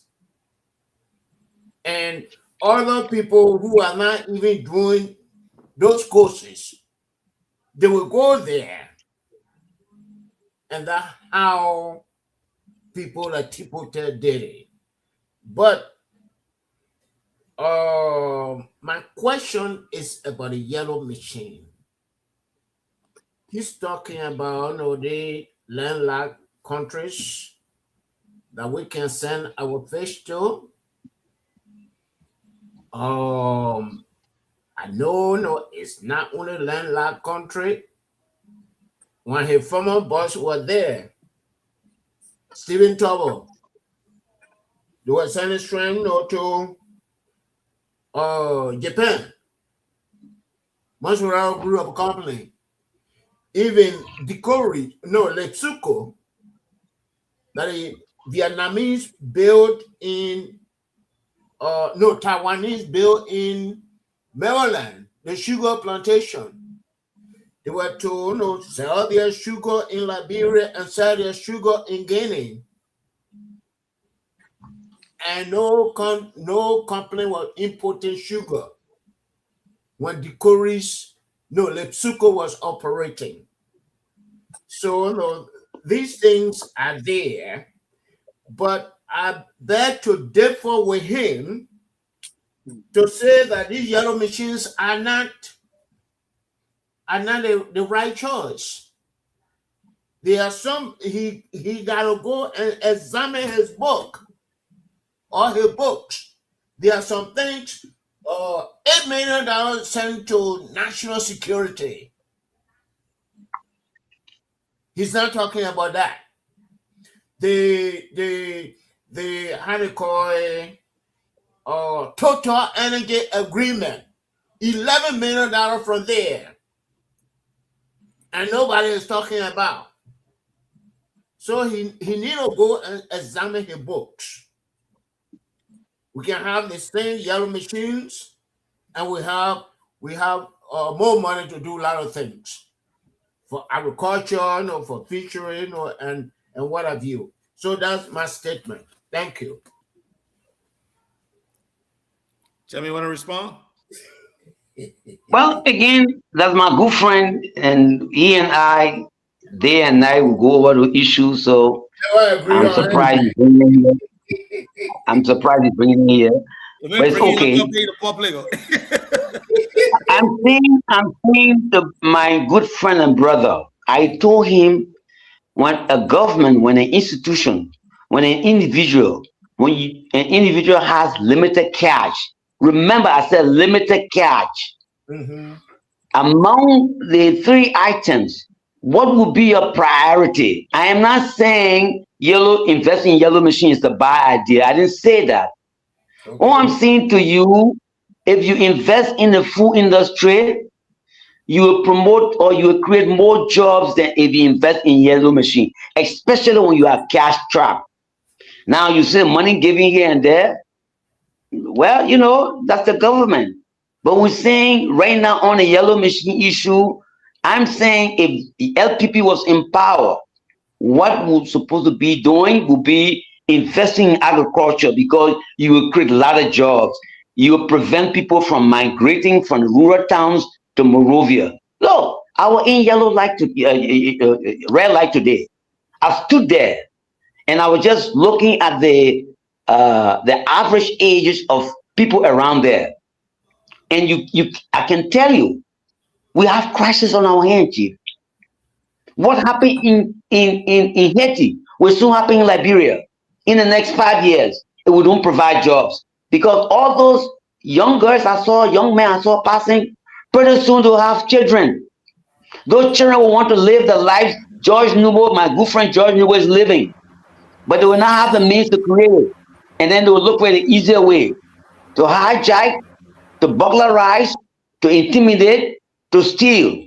If you don't want that, then you need to prepare an environment. Why don't we encourage the Honorable Joseph Neiman Boakai to create a rehabilitated camp, for example, where you can tutor these young folks who are selling the street, from selling the street to more of academic work and maybe a little bit of productive work where they can earn some money to finance maybe people that left home or finance people they have around them. If you did that and you brought in agricultural activities, or maybe the fishing industry, or maybe carpentry industry, you got a lot of woods. Why don't we build chairs from our woods that we fell? Why don't we build those, beds and sell them? Why aren't we still allowing those kind of things to be outsourced? I raised another issue the last time with one of my brothers, and I'm posting that question to you. I hope you can ask it. I'm asking you, sir, let that be a specific topic.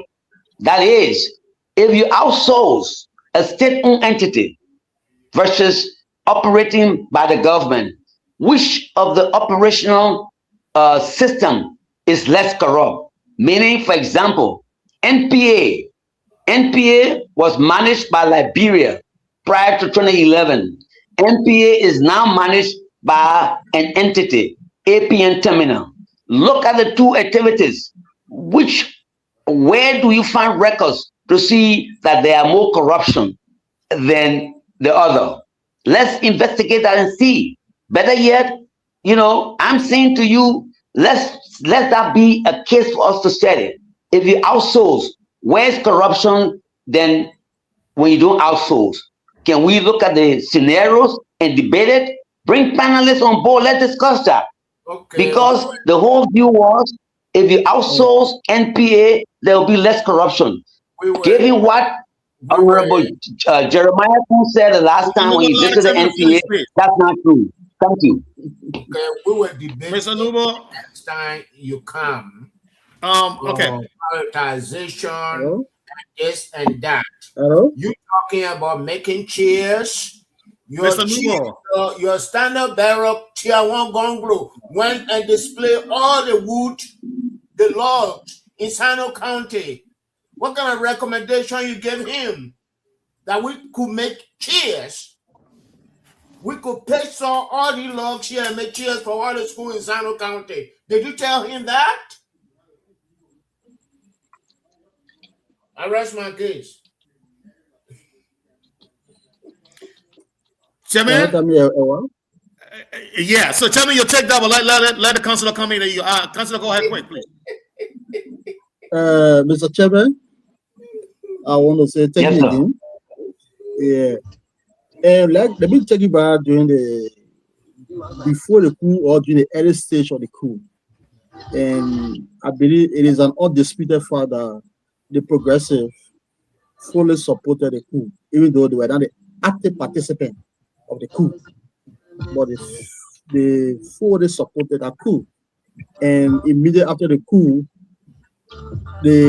coup resulted into the change of government, and some of the advocacy that the progressive were advocating at the time was to have government of inclusion, multi-party democracy, and which up to now the progressive consider that as one of their major achievements.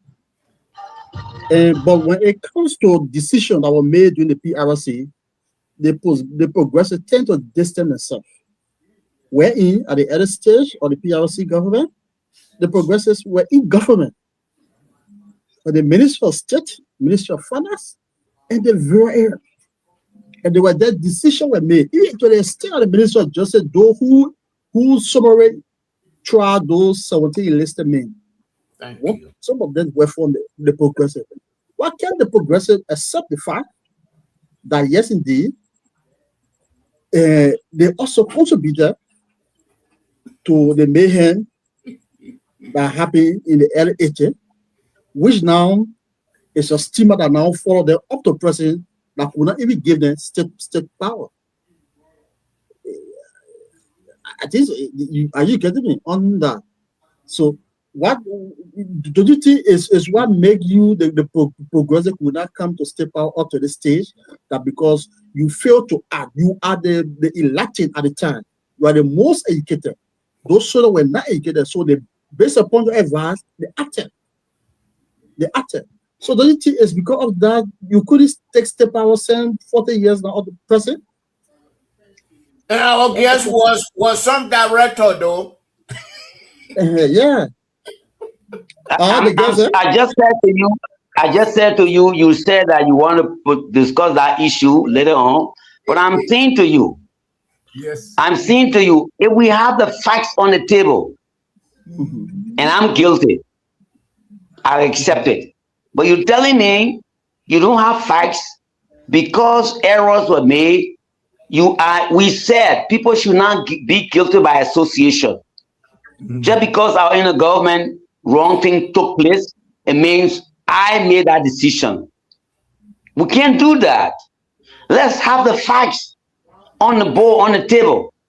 If it was Tipotel, Sawyer, who advised Doe to kill the tag team person, then we'll discuss that. Then if Sawyer cannot come up, I'm sorry, he's dead. Or if Zizek can't come and say, I recommended for the tag team person to be killed, then that's wrong.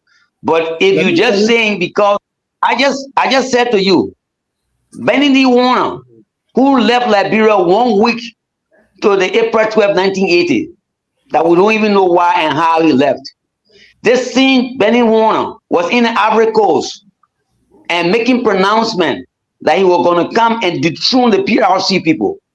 And you don't think that was a factor for killing the technical officials, but we should assume the fact that the killing took place, we should take responsibility. Again, I think the history will be, whether we want it or not, people who don't like us are always going to hold us responsible, whether we like it or not. We accept that. We pay a price for that. People believe that those of us who work at the PRC, even at the time when we were there was no money, they believe we stole money.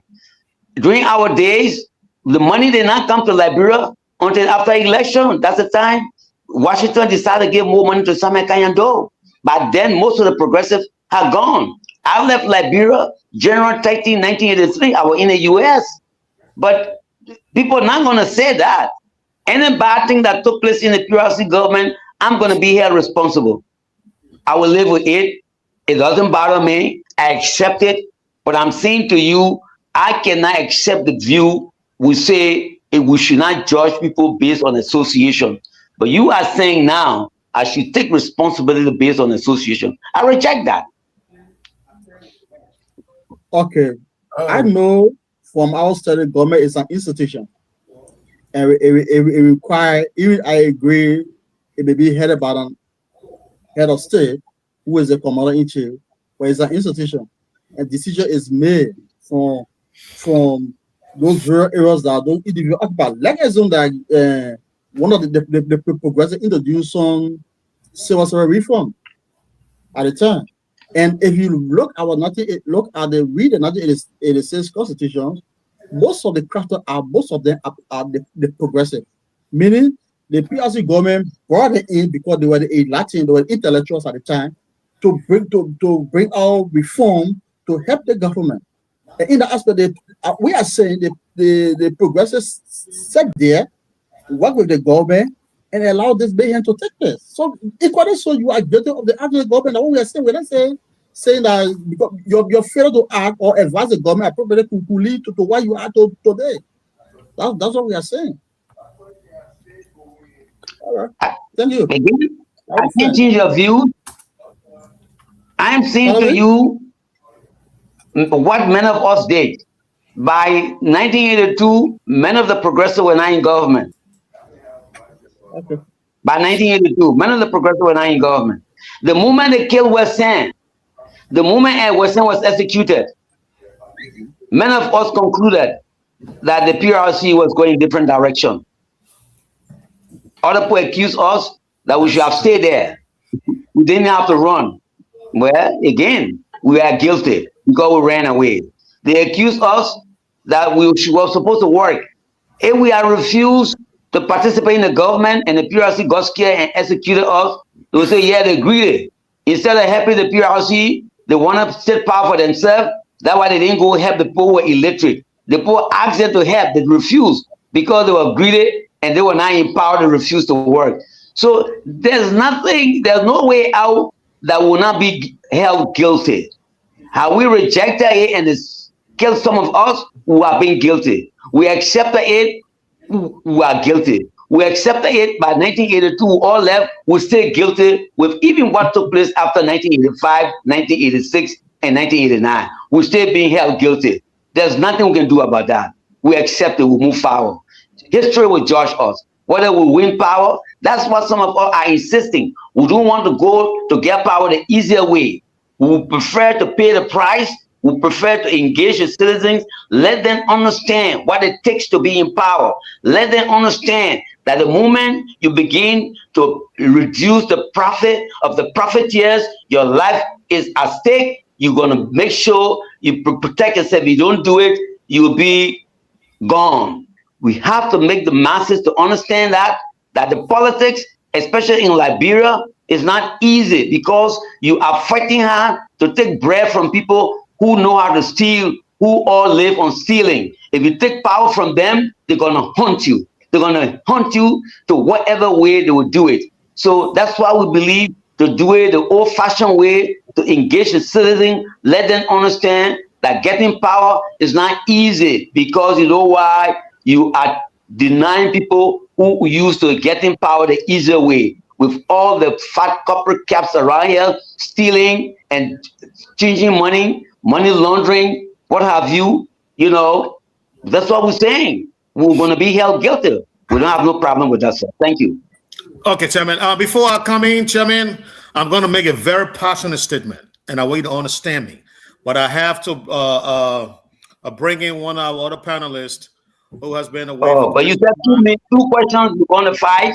No, I beg you, Chairman. I beg you, please, Chairman. I beg you. I know you. We told me to. I beg you. I gotta go. I'll be back from you. Let me say my own before you go. I beg you, please. I will say, okay. Mr. I will not answer. I can tell you that. You don't answer. No, it's not for you to answer. It's just for you to hear me. Okay, just say it. All right. Mr. Chairman, I bow my head in shame listening to you tonight. You fought the good fight. Thank you. You fought the good fight. What you have not done, many of you, the progressives, is to stand up tall and proclaim that what you did was what was meaningful at the time, was called for at the time, and you have no regrets. But instead, every time I listen to y'all, you're apologizing all over the place. Why? What are you apologizing for? Who apologized what? You just didn't apologize. No, sir. He is accusing me. I'm guilty. I said, no, you're not guilty. And you got to bring the fact to find me guilty. We didn't say we're guilty. But you kept saying, I am sorry. We accept the blame. You do No. He is saying that we should accept the blame. He is saying that we're guilty. I'm saying we don't have the facts for anybody to say I'm guilty. I told you, do not find me guilty by association. I rejected that. Who is it he now? No, sir. I didn't say so. Okay. Is your panelist who is insisting that I'm guilty or we are guilty? It's your panelist. To provide appropriate advice to the military at the time, make them capable of the military act. That's what I'm saying. They are not capable of nothing.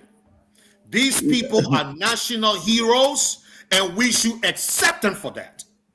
Definitely, so they are national heroes. When they are national heroes, they should admit that yes, they participated, and they are the actual result. That's what I'm saying to him, and I'm going to make a parallel argument tonight. So that hopefully tonight, when the chairman leaves from here, he will understand why he should stand up tall, whatever he finds himself. Well, actually, he was running away from his own right. Mr. Chairman, he was running away from hero. The National Democratic.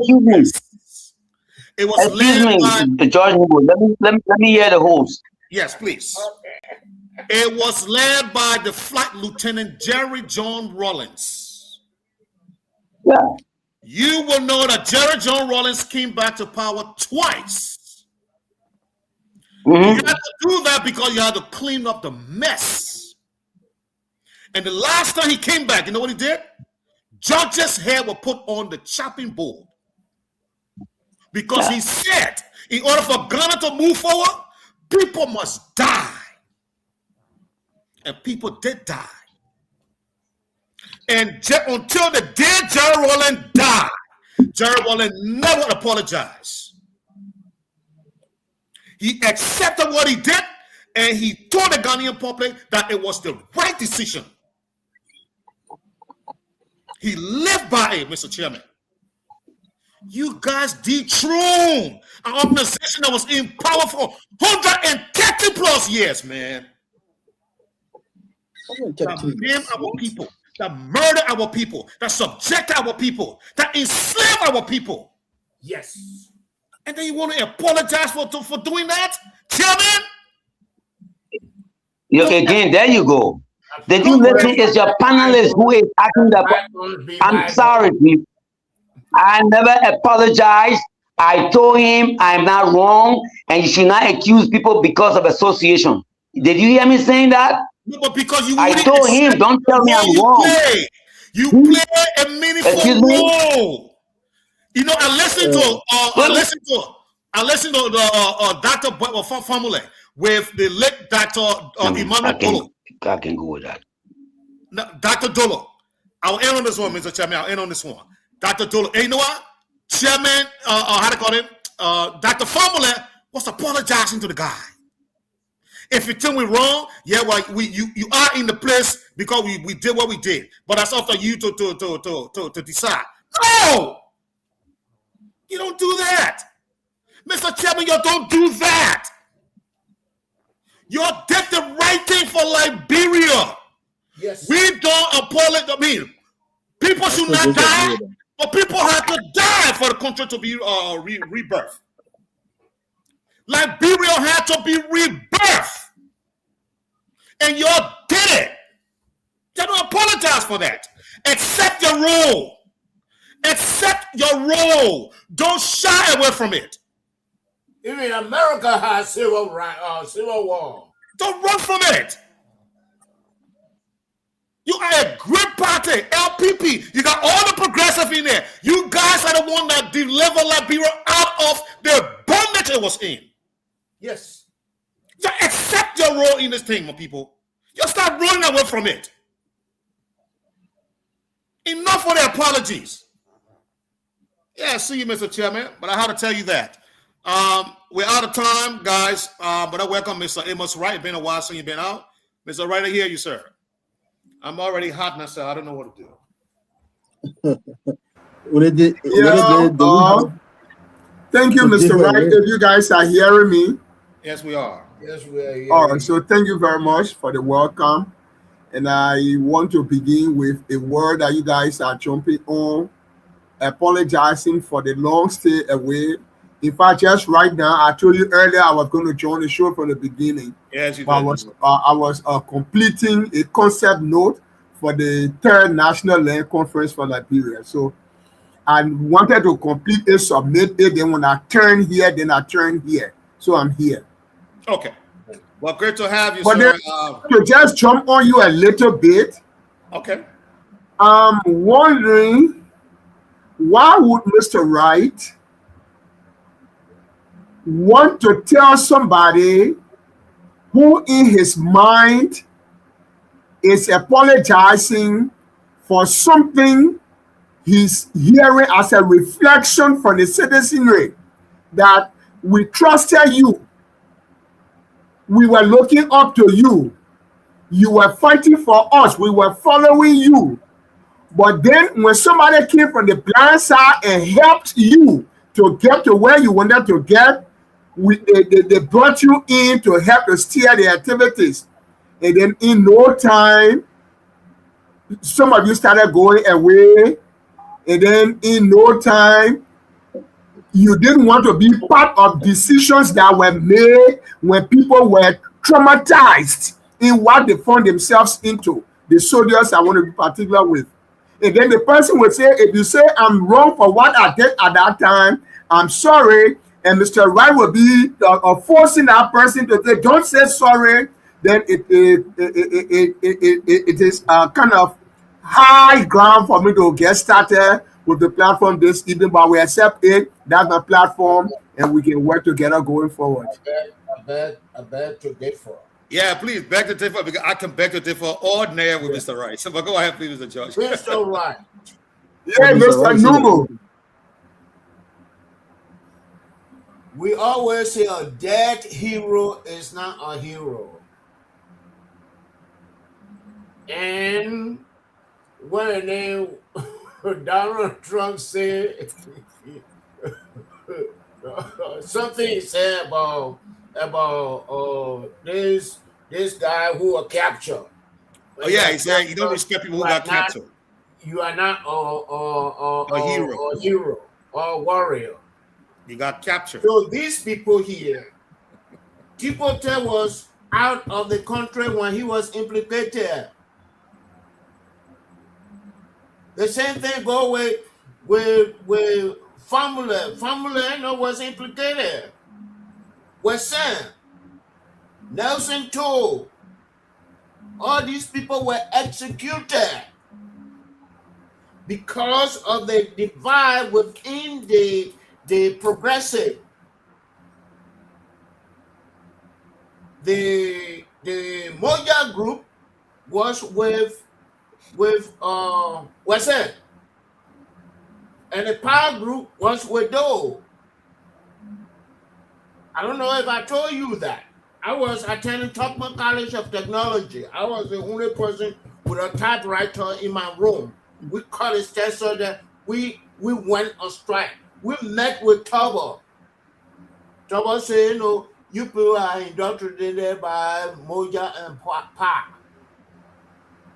The only way we went back was after the coup when we met with Wesson. And Wesson said, next month I'm going to happen. I'm not ashamed of saying it. And even the 2005 election, I was the poll watcher for Liberal Action Party in the whole of Maryland County, the major poll watcher. At the Harper City Hall, we counted all the ballots that came. And John Horrocks Master was saying, oh, this guy got sharp eyes. And after that, I got in trouble on a door now. And that's how I ended up here. So I don't owe anybody an apology because I know what I did. I know I did it for my county and my country. So, you know, I feel that there actually is coming from. And I beg to differ with you. Thank you. Can I come in? Sure. Where is from? Sure. So I mean, at this point, it's an open discussion. Anybody want to jump in, they can jump in, please. So let me make a disclaimer. I don't want to pretend to know the military politics that was going on among the coup makers. I don't want to temper on that line, and I don't want to go there. But what I do know is that I was a very young guy. I was in elementary school at the time, but I was keen on current events in the country that I remember very, very well. Okay. And the issue is, do we think that the Liberian people, that the progressives were fighting for the progressives, were not fighting for themselves as individuals? They were fighting for a country where they wanted multi-partisan, multi-party era to come. That's what they were fighting for.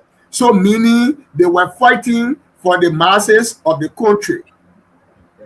Have we asked ourselves why from that time up to now, nobody from that class, the Liberian people, have elected? Do we really ask ourselves? As a young guy coming up, those guys were looking like role models. In fact, they were not looking like, they were role models for us, for people like me. Parker Matthews, Oscar Quia, and the rest of them. Amos Sawyer, Dr. Tipotep, my respect to all of them. I respect them highly from that time. I still respect them. But I'm meeting the ground that we were disappointed because we thought what they were bringing, they had a platform from where they were supposed to pick up, and then the Liberian people will reward them. But all of them, maybe somebody might argue that Dr. Sawyer passed in the presidency, but Sawyer's passage in the presidency was not a result of an election in Liberia. It was an international arrangement that brought him in. Okay. If you didn't listen to Prince Johnson from the TRC, it was something like a clientele that was behind the removal of Samuel Doe that brought him to that opposition. So the point I'm trying to make here, Mr. Wright and our colleagues, is that the progressives, they play their part, but then they let the Liberian people down somewhere in between, for which the Liberians continue to lash at them.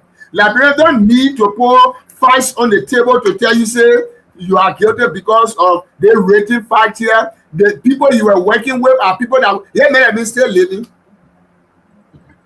I'm still living. So let me stop there and give other people a chance to talk. They have their own problems. Councillor Day, you're coming in? Okay. Councillor Day, where you coming in? Yeah, the only issue is right. I partly beg to differ with you. I did not see any. Amos Wright or Mr. Archie Wright? There are two rights on the show. I'm one of the rights. Oh, the co-host. Yeah, co-host. Archie, you must say inland. Two rights make up wrong. I don't know. You must say inland. But the co-host. The co-host, we don't know. The co-host, we're not inland. Oh, we are not inland. We are inland. Okay. No. I mean, Mr. Wright must say inland, but you actually we're not inland. Okay, got you. Okay. And let me just say this. There's nothing about being hero in this matter. You cannot bring us somewhere and leave us in limbo or leave us in the middle way. Pa Moja did not do better. What do we achieve? That is only for the past 40 years. Look at the state of Liberia. Yes, we agree. We have multi-democracy. What happens? What happens 9 years after war when the coup? There's where we expect them to bring the expertise. But what they did, they tend to undermine one another and even undermine the very PRC, who trusted them based upon the intellect at the time. Yes, I disagree that they didn't bring that multi-party democracy. They advocated for it. They were a coup, but then based upon that advice, the PRC chairman agreed with them. And they form a new constitution, introducing a new republic. Where are they? But what they did, they left. Like Nimo, they left. They all left. They left the young military to that stage where they cannot provide an expertise, but yet undermines one another. Pa is another side, Moja is another side. So I did not see any heroic Trump or Liberia aspect, Pa or whatever Moja. So that's what I understand. They didn't even trust each other, Councillor. They didn't even trust each other. If you read the poll rating by Tipotier on the progressives, you will agree with what I'm saying. Tipotier was referring to the power group as what? Noise makers. Yeah, definitely so. So if you read the poll rating by Tipotier, he referred to Waka Mabio and other cloud as noise makers. And then he was projecting Moja as the most intellectual. Can I come in? Yeah, so the chairman wasn't in error to apologize. He was the right friend of mine. He apologized, even though he keep repeating that he did not apologize, but actually he apologized and we accept it. Okay.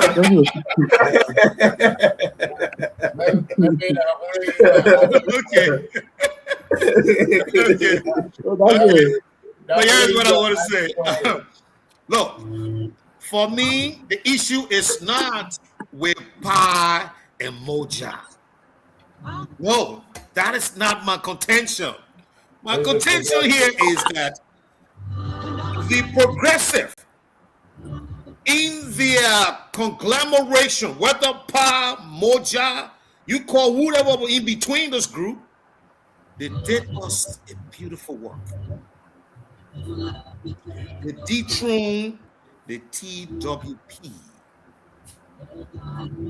For me, whatever comes after that is an afterthought. My focus, what I was telling the chairman here is that you guys are considered national heroes because you consider them national heroes. I'm Archie Wright. Oh, okay. A bona fide Liberian from Zaitan, Grangita County. I do. No, I respect that. Yes. They helped Liberia to be rebirthed so that every citizen of Liberia could participate in the running of their country. That you don't have to have certain last name. You didn't have to be connected to certain family in order for you to go to school, in order for you to have access to the resources of your country. No. It was an open playing field for everybody. And I made reference to Gerald Rollins. If I was going to bring in Nkrumah. Nkrumah jailed, even though he was the one who brought independence, who was the father, of the nation. But he jailed some of his friends, the Danko, the Bushada, he jailed them because he was of the mindset that Ghana was not prepared for a multi-party democracy. It needed to go through the one way, the one-party system, everybody be part of that one-party system, and then when the country is ready, when people are developed enough to run political party and run offices, then they can gain the multi-partyism. That's what he was going for. But the people didn't understand what he meant. So what I'm saying is, yes, Moja, Ba, they had the inner fighting. I mean, they did what they had to do. But let's recognize as a country, as a people, that we were liberated from the TWP. We were resurrected after 130 plus years, man. People got to process that thing. One set of people lay you for 100 plus years.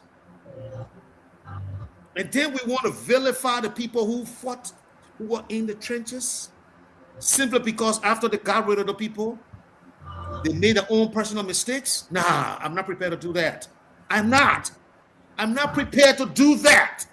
I will recognize them. I will call them heroes. I will call them liberators because they did the country a major favor. Let me come in there. I end on this note. Today, please. Let me end on the note, Mr. Dippy. Let me end on the note, please. Short one. Yeah, I need to come in. Yeah, after me, rather. The reason why we're struggling to attract Black Americans to Liberia today. Now, what to the point? Nothing is before being argued. I said, you can form all your agency of what? Whatever. But for you to get to Liberia, I don't know where you're gonna break. When we had the guy, one of the Biaku said it. Some of the reason why they couldn't even think about Liberia culturally is because of what was happening in Liberia. The same system that was subjected to in America is the same system that the very Black people who left from here instituted in Liberia. We couldn't even think about Liberia in a light. Me and my friends who were coming out of Tuskegee University, we couldn't even think about Liberia. So we thought about Ghana, Senegal. These are some of the things we need to process, my people, and take this progressive. What the day after that, for me, that's up for debate. But I'm not going to gain that debate. Come in, Mr. Nippet. Well, thank you for polishing the shoes. You have polished the shoes that has a brand new suit. Okay. I think history must begin to start refining its language of condemning the progressives to commending them. Yes, sir. History must try to start looking at the fine prints that they laid that got us to have a multi-party democracy. Yeah. Both Tipote and Bacchus and I, in particular, grew up on Gelly Street. Bacchus was the first court master for Peter Harris' troop with Blamo Nelson. What Tipote did with Susuku, then I was working with the Liberian Produce Marketing Corporation. was to open the eyes of the people that there was much to be done, still can be done, but our eyes are still closed as we walk blindly. The progressives were a good kind of people, not only brilliant, not only scholarly, but they were people who tried to create an enabling environment such as what we have today, when the multiplicity of parties are vying, now use the American language for their office, the Oval Office of the Republic of Liberia. So to condemn them is like not appreciating when you were in prison and somebody released you. Now, what did Tipotet do? Tipotet brought about Susuku, and he enhanced, he strengthened us. When I was working with LPMC, then I was the vice president for the Workers' Union. And that avenue was created for us to bargain with the corporation, which is now defunct, I would say. And in the hands, and I say that, I use that word specifically because it is not doing, LPMC is not doing the work in totality that they ought to be doing at this moment. LPMC had been giving to George Hada. The Liberia Produce Marketing Corporation has been given to George Hada. Why do I find in that point? The reason why I come into that point is what the Honorable Zizi has said earlier. Corporation. LPMC provided a unique corridor for farmers. Because I worked with LPMC in the Freeport. I left from the Freeport and I went to Nima County as a deputy regional manager. And what LPMC did was to enhance, and I'll go back to Honorable Zizi's statement, the viability of the corporations, the co-ops. At that time you had NCRDP, BCADP, NCADP, LCADP. Annexed to those prime entities were the co-ops. Who brought that idea? It was Toba Nantipote. Just to complement what you said. So give a man his flowers. Now when he's dead, then you say, oh, we came to eulogize you. He does not hear anything. And I like the way you put it so respectfully that it is now high time that they should commend those who lay the foundation. On the questions of the yellow machine, the yellow machines are like you have your feet. Your feet creates what? Your feet creates a path that carries you, that shepherds you to where you want to go. Yes, if LPMC had remained what it was before, the co-op would be there, the roads will be open because you know our terrain. So now the rain season comes in, the whole place you can pass. So I think this vision of yellow machine is to complement what Honorable Zeze had said. Farming. You cannot farm in isolation of roads. The roads are like your feet. You can't have the load on your head and you don't have feet to walk the path to take your produce to a place for selling. So I think in the wisdom of the UP government, they decided, let's make roads, farm to market roads. And I go back in time with the slain president, a very progressive man, William Howard Talbot, who started the idea about farm to market rule. So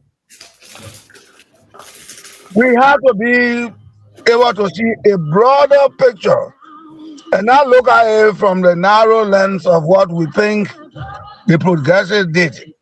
If the progressive did not work hard, back us to put as a catalyst in that progressive mechanism, we will not be where we are today. Liberia will only be the seen through we party. But when Bacchus came on board, he took the machine. He oiled the machine. The machine began to work. And then we saw the climaxing of a generation of 150 plus years of one-party system. Now we have multi-party system. So what I'm asking in essence, when someone delivers something into your hand which you didn't work for, it is incumbent upon you to utilize that which has been handed over to you so that you can do better. And that's what the progressive did. They opened the eye. Our eyes are open. The struggle still continues as we speak. But roads must be built. Farm to market road must be built, as President Talbot started. And I think we can thank the president of the Unity Party on that note for that vision. Open more roads in our interior. But don't just open muddy roads. The outpass should be there to harness the road, to condition the road properly. So when the poor farmer coming from Swedru, coming from Nimba County, coming from Lofa County, and reach the Konya Forest, he doesn't stop there. So I want to start right on that note and say, hats off to the progressive. And thank to the president for buying us machine to open our roads, because you need your feet to tow your load on your head. And that's what the Unity Party is doing, for us to bring our markets to the produce to the market. I want to thank Honorable Zeze. That my man in the barrel, that my cow there. So if you have rested, then I will want to come in a little bit. Oh, the land councillor, please do. No, I'm not a councillor. I'm just Mr. Wright. But you sound like Mr. Day, Councillor Day. No. I'm not a councillor. That is Second Wright who made the whole show. I am a CSO actor, if you want to put it that way. Okay. Come in, sir. Thank you. So let's draw this line to, there is a line between condemning somebody or accusing somebody of doing wrong and telling somebody you are doing good for me, but I'm pointing. Mr. Wright, I just want to make the kids vote. I'll go grab something to drink here. It's an open discussion now, so you don't actually got to call me first. So I'll go grab something to drink. I beg you. Go ahead, Mr. Wright. Okay.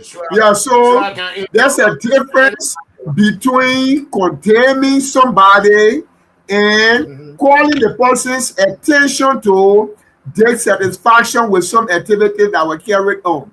I don't know how other people interpret their points when they are talking about the progressives.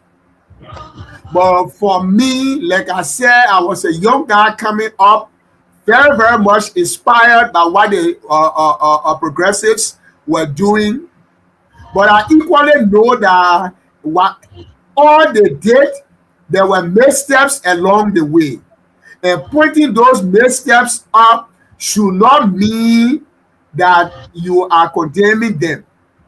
They play their part, and then the masses play their part too. Where the masses believed in them, the masses wherever they were directed to go in terms of what demonstrations and protests, those kind of thing.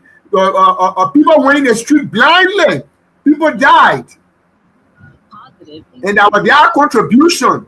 It was signaling that whatever the progressives were doing, people were what? Following them. That's why people took instructions from them and went into all of the what? Demonstrations they called for. So they were With not your working. permission, with your permission, may I swiftly come in there just on 30 seconds? Sure. Okay. Thank you so much. The question of accomplishing 100%, sometimes the most brilliant man does not continue that thread. Sometimes he makes 95, he put his hand here and cry. The context there is that you cannot be right in everything. You cannot have 100% in all that you do. There must be some missteps. And we can qualify the missteps to the point that when you are doing good, sometimes in transitioning to a better state, bad comes into being. So But in that case, so what I'm saying that the outcome is good. It happened during the American Revolution, to where America is here today. It happened with the Russian Revolution, with Vladimir Ilyich Lenin. Today we see where Russia is today. It happened with China, under Mao Zedong and all of the other people. But globally, China is rising to the occasion, even though people died in building the wall around China. People died. People died in the U.S. American Revolution. If you go to the Gettysburg Address of the President Joseph, what man is Lincoln, Abraham Lincoln. was a contextual 30 seconds you call for? No, I just want to put a hat on what you're trying to say. When Honorable Nipper gets 30 seconds, I want to get my 30 seconds too.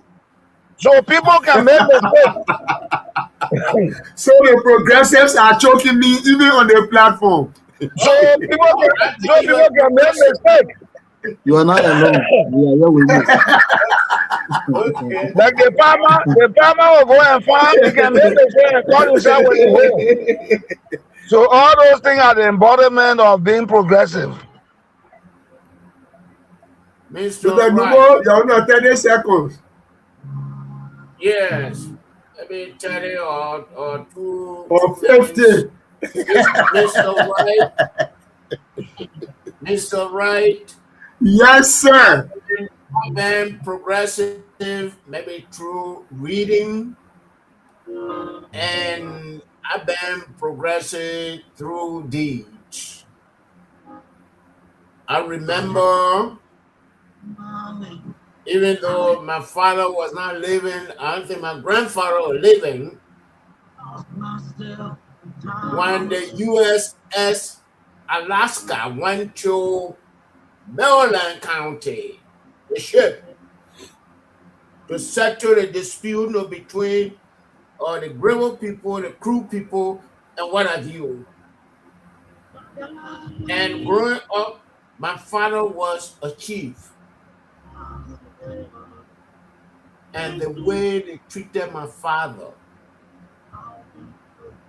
And to date, I say it, with a smile. The 13 they killed, I know something. Because I know how they handle my grandfather. I know how the government under Arthur Barkley, how they went and they burned all the grow books at Epiphany Hall and at Cottonton in Maryland County. I know how many kids they killed.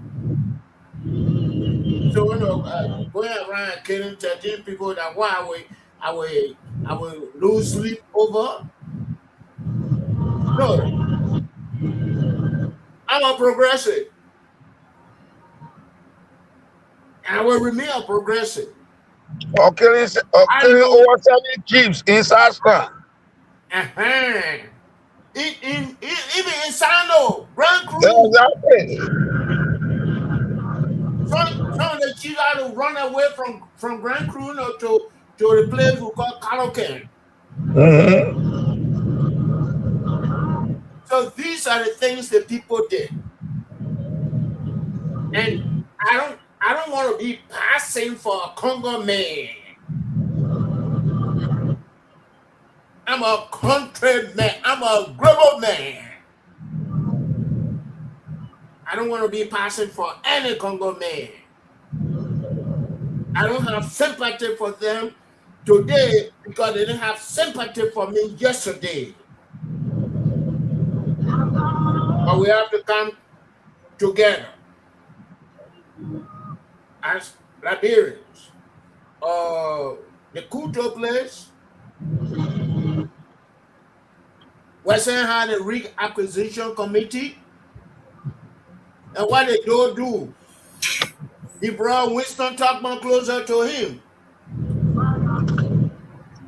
And what were the properties that Western were going to get? And Winston Tuckman, when I asked him years ago in Atlanta, he said, he want to have Doe here. That's why he did that. So no, we should not be confused. The progressive did a good work for us, but we the new progressive, we fail to follow their footprint. Tipota has Suzuku. What happened to Suzuku? Yawan Gongre is running. Is he talking about Suzuku? Yawan Gongre went to Sando. He showed hundreds of logs that they caught. They cannot ship. And he said, I will buy a pitch saw, your saw this, and make furniture out for schools out of these.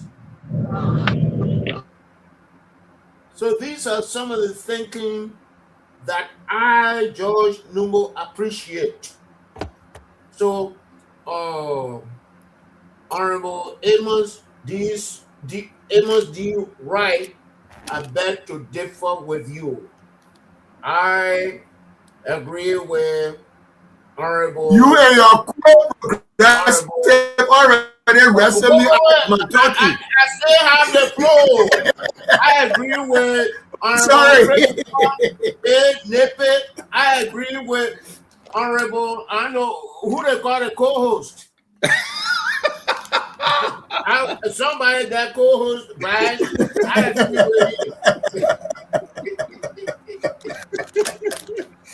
with Mr. Nubo, yes. I already surrendered the slot to you and your co-progressive. So I will come in when we are moving on to something else. Okay, so I was in a speech, and the Honorable Nepe asked me for 30 seconds, and they said the 30 seconds went endlessly until Mr. Nubo took it for additional 50 seconds. But I made sure that I stayed within that limit. That was a strategic tactic. I think I prefer sitting in the learning position right now. All right, gentlemen. The time is 6:54. We got 6 minutes to go, so I want to allocate 2 minutes to each one of you to just give us a closing comment on the night. Let's start with you, Mr. Nubo. Okay. Yes. Thank you. I don't know why Mr. Zeze. Anyway, he said he had a meeting. Maybe that's why he left. But I keep on telling Mr. Zeze that you need to focus on things that will improve the party. I mean, or don't concentrate on this. Don't come condemn the yellow machine and this and that. And even at one point, anytime there was some complaint through how they call it, Ellison arrangement was to take over Ordogizi. And I heard, my chairman now, talking about it. I said, you don't have any proof. The Ellison went there and made an arrangement, and they sent Boaka there. Even some of the projects in Lofa during early time, he did that. And I'm telling him now, I said, we are time he said I was Southeastern government, you are blaming me. Not today that Joe Boaka government. And shamefully you and my colleague Dustin Wolocott from LPP from Lofa. They were campaigning for tier 1. I still get 30 seconds. So I mean there are a whole lot of things, internal things. Even when he talked about somebody, who wanted to go with Boakai, I knew he was referring to me. I talked to both of them, both tier 1 and Boakai. I think the chemistry was not there, but we still have to work to build LPP, and we still have to work to build a progressive. You know what? I'm coming back. The Liberian people still want to hang out with us. You gotta continue.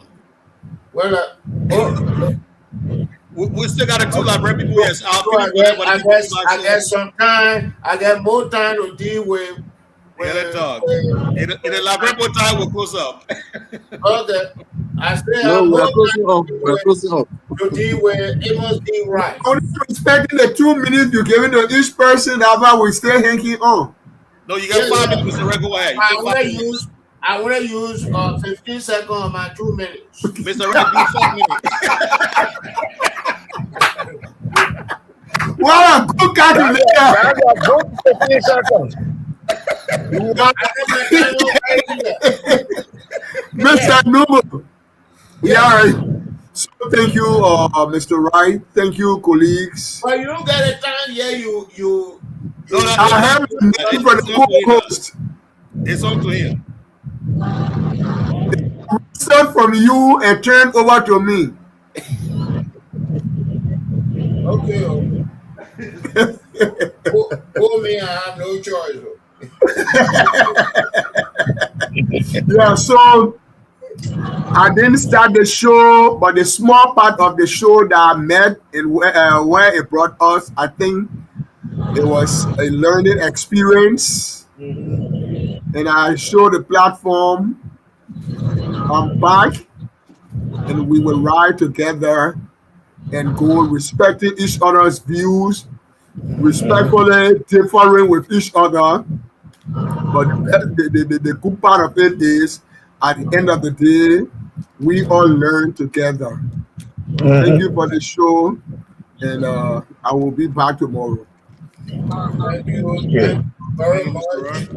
I want for Mr. Zeze to come back, and I want for Zeze wife. But who gave the floor that you're talking now?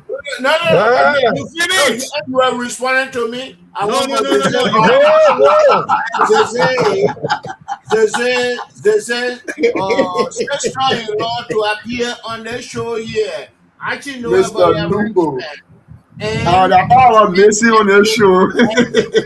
and they I think are it's your starting your daytime now. they are your daughters from Ranger there. They will appear on the show here. Okay. Let get Council up there in, and then we'll make as usual, Mr. Nippy, our last our panelist to close. So then I will see you guys, oh. Yeah, let me say. To conclude, I will make friend on my statement that while indeed we may acknowledge the work of the progressive, but they did not achieve much. The outcome are not being you up to pressing, and we shouldn't be pressing progressive for some of the things that now we are being faced.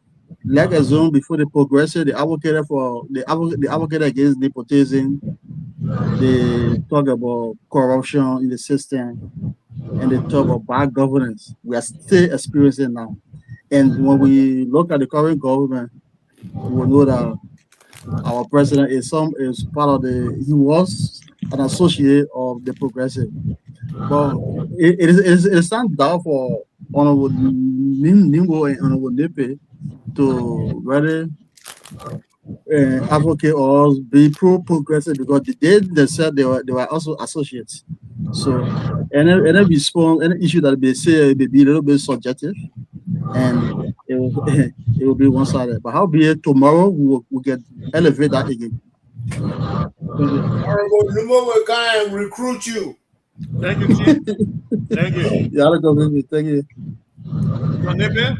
Well, I think everyone has done a very good service to the mother Liberia, and Papa Liberia I call it, and then Mother Monrovia, and all of her siblings, the various counties, and the panelists have dealt with the various points, the issues.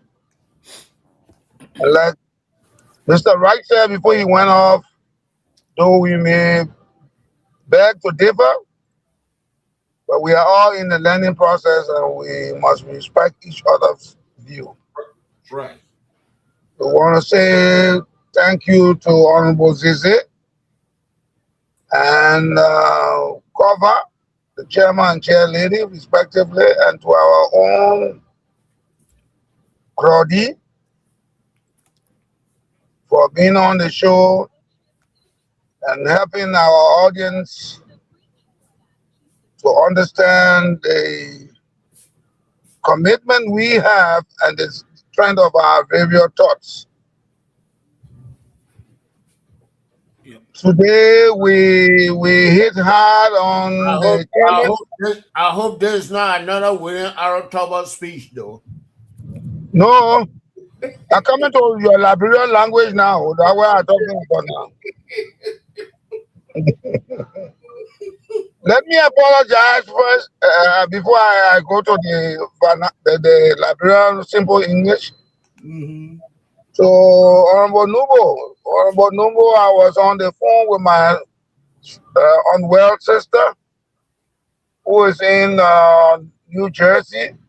While you were calling me the other day, and I tried to fetch your number from the phone on either of the Maria number phone call listing and then the WhatsApp. But unfortunately, I did not get it. So right, it's good to apologize when something goes not as you expected. So sorry that it happened that way. Having said that, my people, today we got plenty of talk today. We bring the man with a big man for a party they call the Liberian People Party. They call it LPP. He come with his helper, that woman, and she is good. Her name is Miss Cover or Mrs. Cover.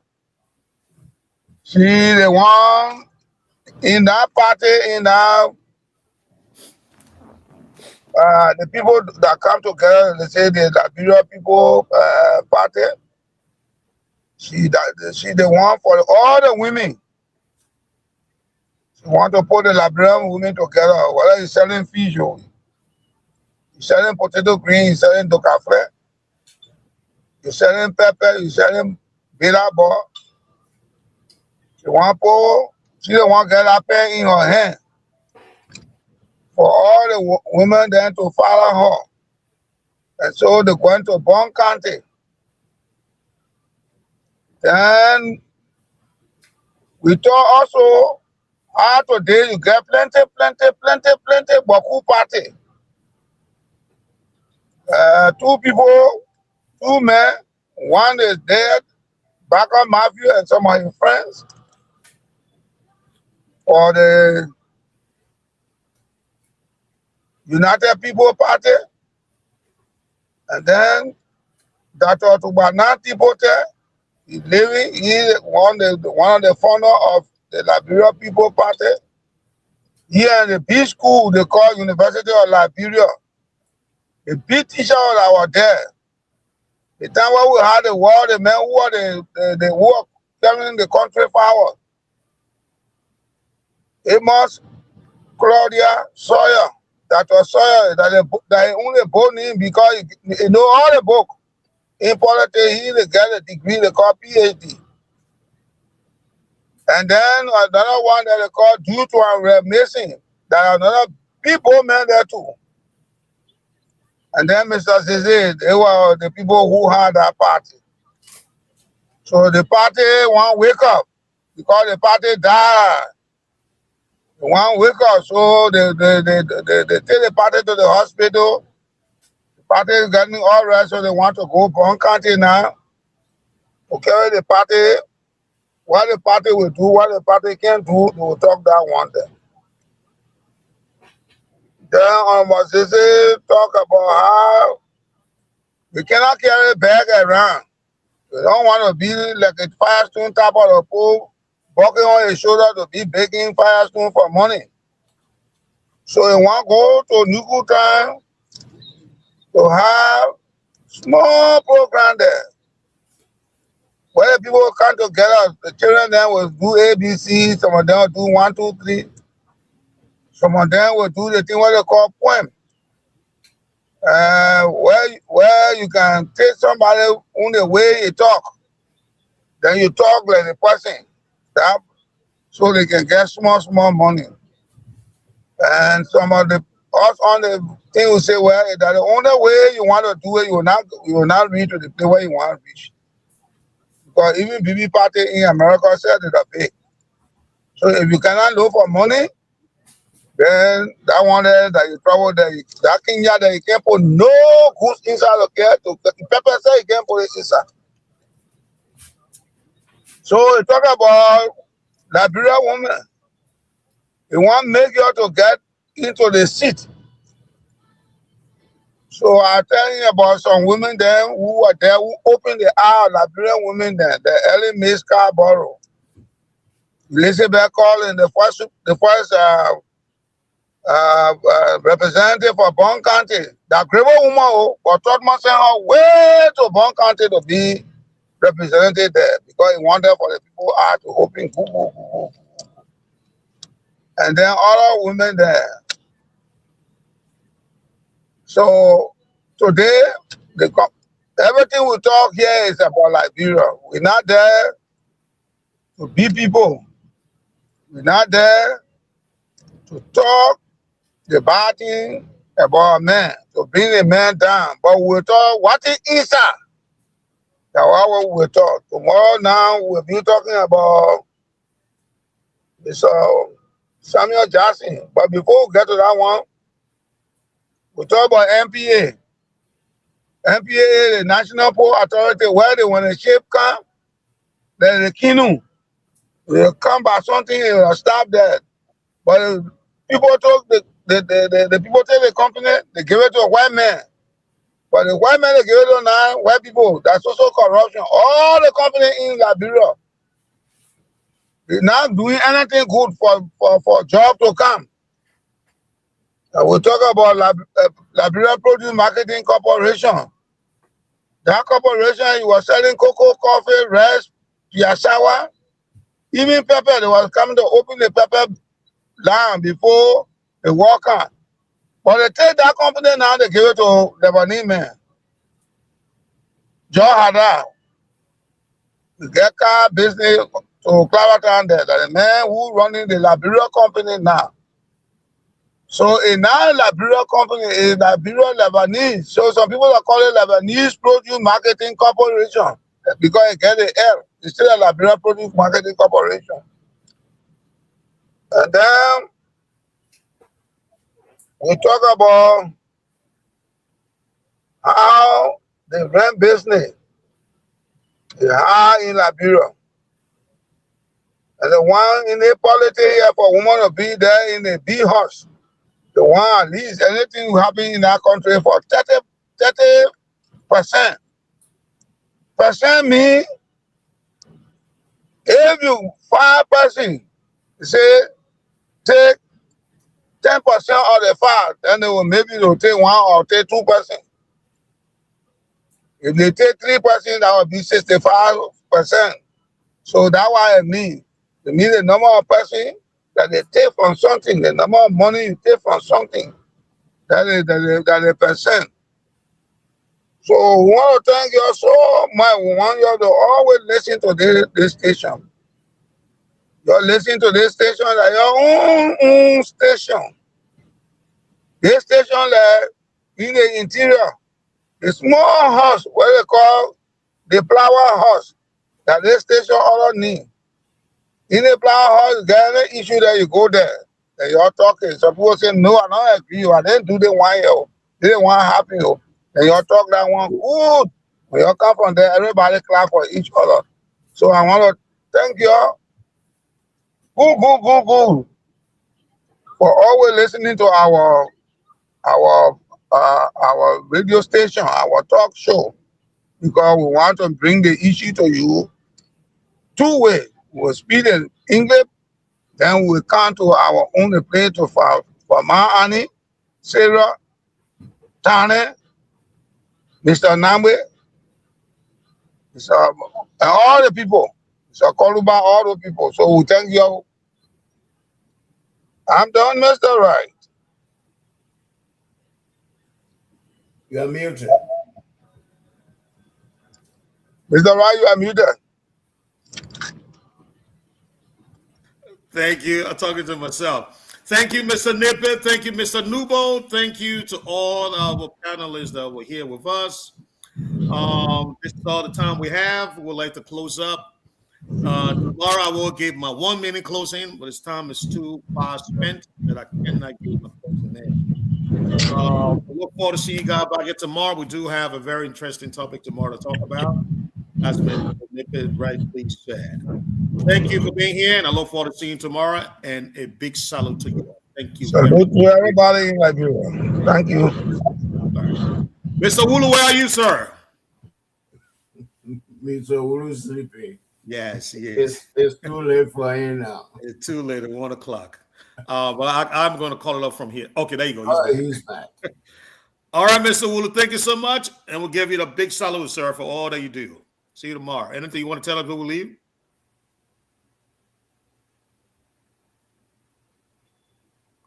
I think Mr. Wulu had a birthday. He didn't send me. He's okay. He's okay, though. Yes. You are muted.